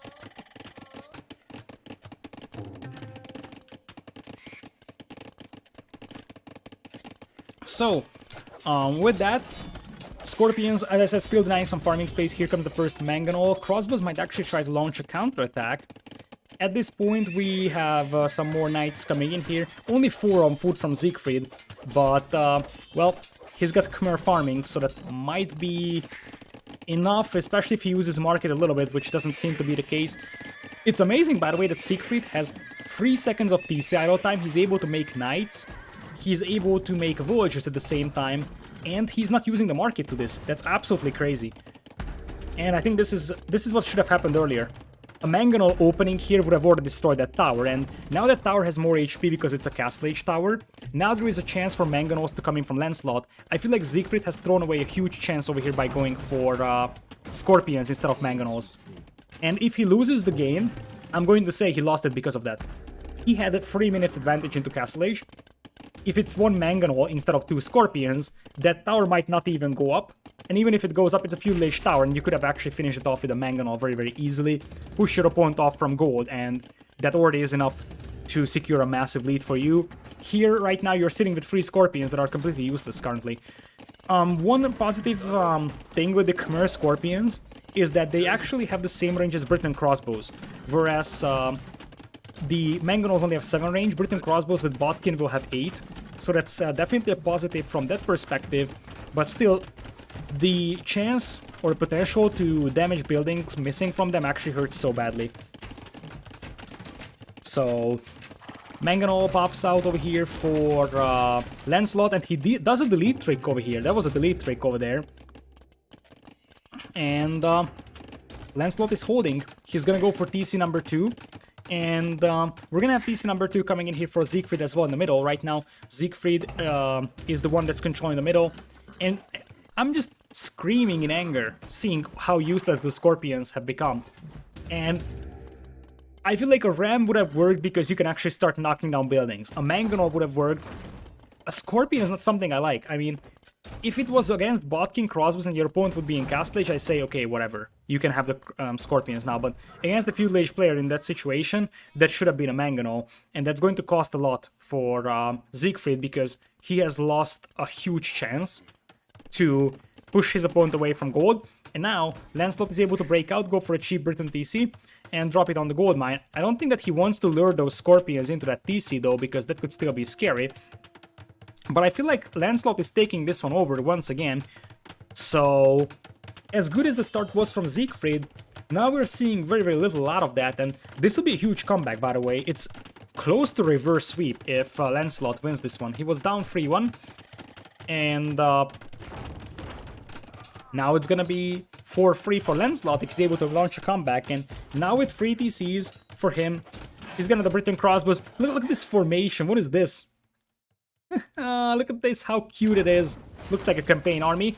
Not sure why you actually had to delete that one for Siegfried, but ends up being a 1-for-1 trade. For now, the problem that Lancelot is facing is that he doesn't actually have a lot of gold income. Well, he's gonna have gold income, but he will have to move to the middle at some point. Right now he's trying to secure a foothold for himself so he doesn't have to fight up hills. But his army is convincing me a lot more, even though Botkin is missing, which is a huge upgrade missing. Not necessarily because of the range, it's because of the armor-piercing ability. Missing here, not necessarily the most amazing fight I've ever seen, but I think this could still be enough for Lancelot against the Scorpion. The Scorpion is... Oh! Man, RIP headphone users. I actually bought a pop filter, so that actually will help avoiding such things. But let's say that that mangonel shot was big, and it was very, very much needed for Lancelot or for Siegfried. Because without that, he would have been in a big, big trouble. He still has the Voyage Blade, now he is on free TCs, but I feel like his army is not something that I love. Really, Lancelot is missing that Botkin so badly. He needs 8 range, but even more importantly, he needs the extra attack from Botkin. Because it does matter. When it comes to dealing with these early knights, when it comes to killing monks as fast as possible. Against the Scorpions, it wouldn't matter that much because it's 7 pierce armor, so having 6 attack or 7 attack doesn't change anything on it.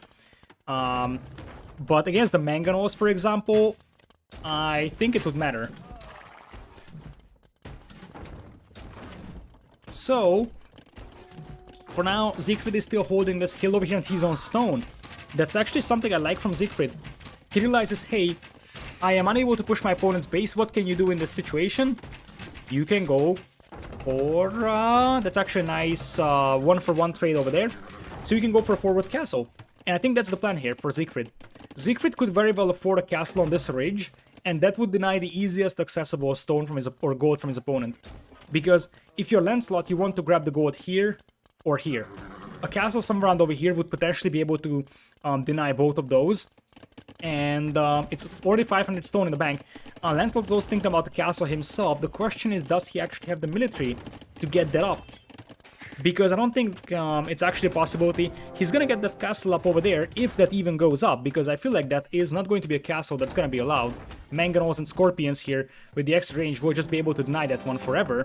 And it's a castle that has a very, very low HP as well, so if the Mangonels start shooting at it, they might be able to destroy it.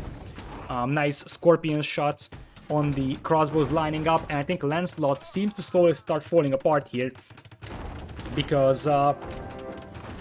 even if this castle goes up, what is he gaining with that? His opponent is gonna have a castle on the ridge. As the crossbows will now flank to the left side, Mangonel comes in here, tries to pick off the Voyagers, will be unsuccessful at doing so. But still, I mean, this castle goes up, but it's gonna have a big price for Lancelot, both in terms of idle time, both in terms of Voyager losses. 68 Voyagers for Siegfried and 60 for Lancelot, but he also has the power of the Khmer farming, and there is enough stone now for a castle. If you are Siegfried, as he tries to dive in with the knights to try and stop that castle. That castle is still dangerously close to being denied, and I'm really unsure if this castle is eventually gonna go up, because there is no real villagers inside that TC. So the knights will just run past, and that castle isn't going up. This is game over here. This is absolutely game over. The crossbows will launch a counterattack and kill a couple of Voyagers, but unless they kill like 20, this isn't going to happen. Now, that being said, Lancelot or Siegfried doesn't react to this one, but now he jumps into the TC. A lot of those crossbows are low HP. There is even a wolf chasing them, Scorpions coming in with knights. I think that's going to be something that Siegfried can clean up, whereas this castle is going to be forever denied with a 14 Voyagers lead. And that means that... like, if this TC goes down, it is indeed over. Siegfried avoids getting reverse swapped over here. After being 3-1, he loses 2 in a row, but comes up victorious. Siegfried versus Lancelot for free. I think, once again, based on what we have seen, I am fairly convinced that yellow, so Lancelot was Classic Pro, and Siegfried was Max. But it's only like a 70% guess right now. I was thinking a lot while I was casting this. With that being said, we will probably get the information very soon on who these players were. I would think that it's going to take a couple of minutes until Robo is going to release that information. But that's basically going to be the final moment of this session. So Siegfried wins. I'm not sure about the exact price pool of this one. In fact, it wasn't really published anywhere, but I would say it's a couple $100. Um, and as I said, Siegfried versus Lancelot. I think that it was Classic Pro versus the Max, but we're just waiting for Robo. 150-50. Okay, Nerfox is saying that. Yeah, I was expecting $200 as well. That feels relatively reasonable. I think last year we also had $200 show matches. 100 feels a little too low for a best of seven, although it could be possible. But I think that given the budget, I was thinking about 200 or 250 myself. So winner gets $150, loser gets 50. As I said, we're just waiting for the information from Robo. First, we will get the information on who the players think they actually faced. That's the way that we're going to see in the main event of Hidden Cup as well. So, first, they will tell us, hey, I think it was this and that guy. And then Robo is going to tell us who they are actually are. Robo says we will have the reveals and guesses very, very shortly. I don't know what that means from him. I am fairly uncertain, to be honest.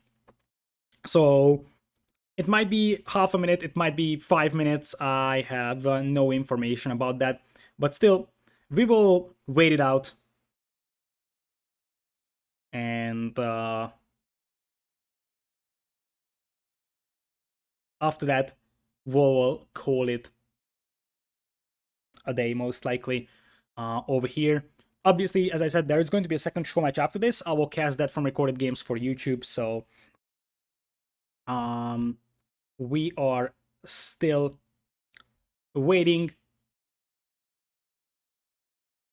for the names to come in. Hidden Cup 4, as you can see by the way on the screen, March 18th to the 21st. So it is going to be a big event. I think the prize pool is almost $70,000 right now for the main event. So that's actually a crazy prize pool. And after Hidden Cup, of course, a bit of a sellout for myself, is two pools. And we're going to see all the high level players as well. So talk about Heron Leary, talk about Viper and Tato. And we also have some interesting teams like Lan Hart. And it seems like we'll have at least 2 or 3 more minutes until the players are revealed. I'm actually going to look at the voting on what T90 is doing to his viewers. And it seems like the majority of people are indeed thinking that Siegfried is actually Max. And I think that would be a very, very legitimate guess. Lan is getting some votes. Project Belgium is getting some votes. Kaposh is getting a lot of votes, interestingly. I wasn't thinking about Kaposh, but I don't think it's Kaposh. I would be surprised if he was. It's not impossible, but I would be a little bit surprised. Kaposh wouldn't pick islands. We were talking about Sigfried, which is our winning player. He didn't pick islands. So it's hard to say. I feel like the thing that actually convinces me for Sigfried not being Kaposh is how clean he played Celts on Cup. I mean, it's absolutely possible that Kaposh is capable of doing that, but to me that really seemed like it's a player that played Hidden Cup free. And at the end of the day, it seems like the votes are saying that most of the people think it's either Max or Kaposh, with Max leading. I am also going with Max myself. And I guess we're gonna wait it out until T90 is actually getting the other vote in. So, going for Lancelot. I'm curious about the stats for that. A lot of people are thinking Bad Boy, Dark. Interesting distribution of players. A lot of people are thinking that Lancelot was Kaposh. So weird. So weird. A lot of people are saying Brew, by the way. Interesting. In fact, Brew is leading by a massive margin in the votes. Could it be indeed Brew? Maybe they know something that we don't. Because it seems like the overwhelming majority of the people are voting Brew there. Like, it could technically be Brew, indeed, but I'm just not sure what are the clues that are telling you that this is actually Brew. That's what I'm... That's what I'm a little bit puzzled upon. I mean, the skill level, the overall execution kind of fits the bill. It's a matter of what is the unique aspect of his gameplay that confirms you that it's actually Brew. Because the overwhelming majority of the people on T90's stream are actually voting Brew to be the player. So, Classic Pro got some votes, but not a lot. The majority of the people were voting Brew. So I'm curious here. Yeah, Classic Pro getting 12 out of 4 votes. I would be shocked if it was Brew. Let's see. Anyways, we're going to have first, it is going to reveal on who the players think they faced. Obviously, as I said, they have other clues as well. Something that we don't see. For example, the servers. I forgot to check the servers, man. That could have been a good clue. If I checked the servers, I would have been able to tell. For example, if it's East US, it's one European versus one South American, for example. I forgot to check the servers, but I'm not going to cheat that way. But like players actually see that. In terms of servers, they see obviously the times frame that they play, although this is a general tournament time frame, so it's not. Actually, think about it this way. This started at 17 GMT. This is unlikely to be a Chinese or a Vietnamese player because they don't like playing that late. So, in fact, I know that Say My Name would never play that time. I completely forgot about that. I think that means that Say My Name is definitely not one of those. I didn't even consider this when I was doing my evaluations that this would be a too late time frame. For Say My Name, here is the reveals. Lancelot is guessing his opponent was Hart, which is not impossible. Siegfried is guessing Kaposh, which means that Siegfried himself wasn't Kaposh. Interesting. And it was... oh my goodness. Lancelot was Kaposh and Siegfried was Lan. Oh, haha. Interesting. I wouldn't have thought about... I'm going to admit, I wouldn't have thought Lancelot was Kaposh. I think Siegfried was a coin flip between Max and Lan.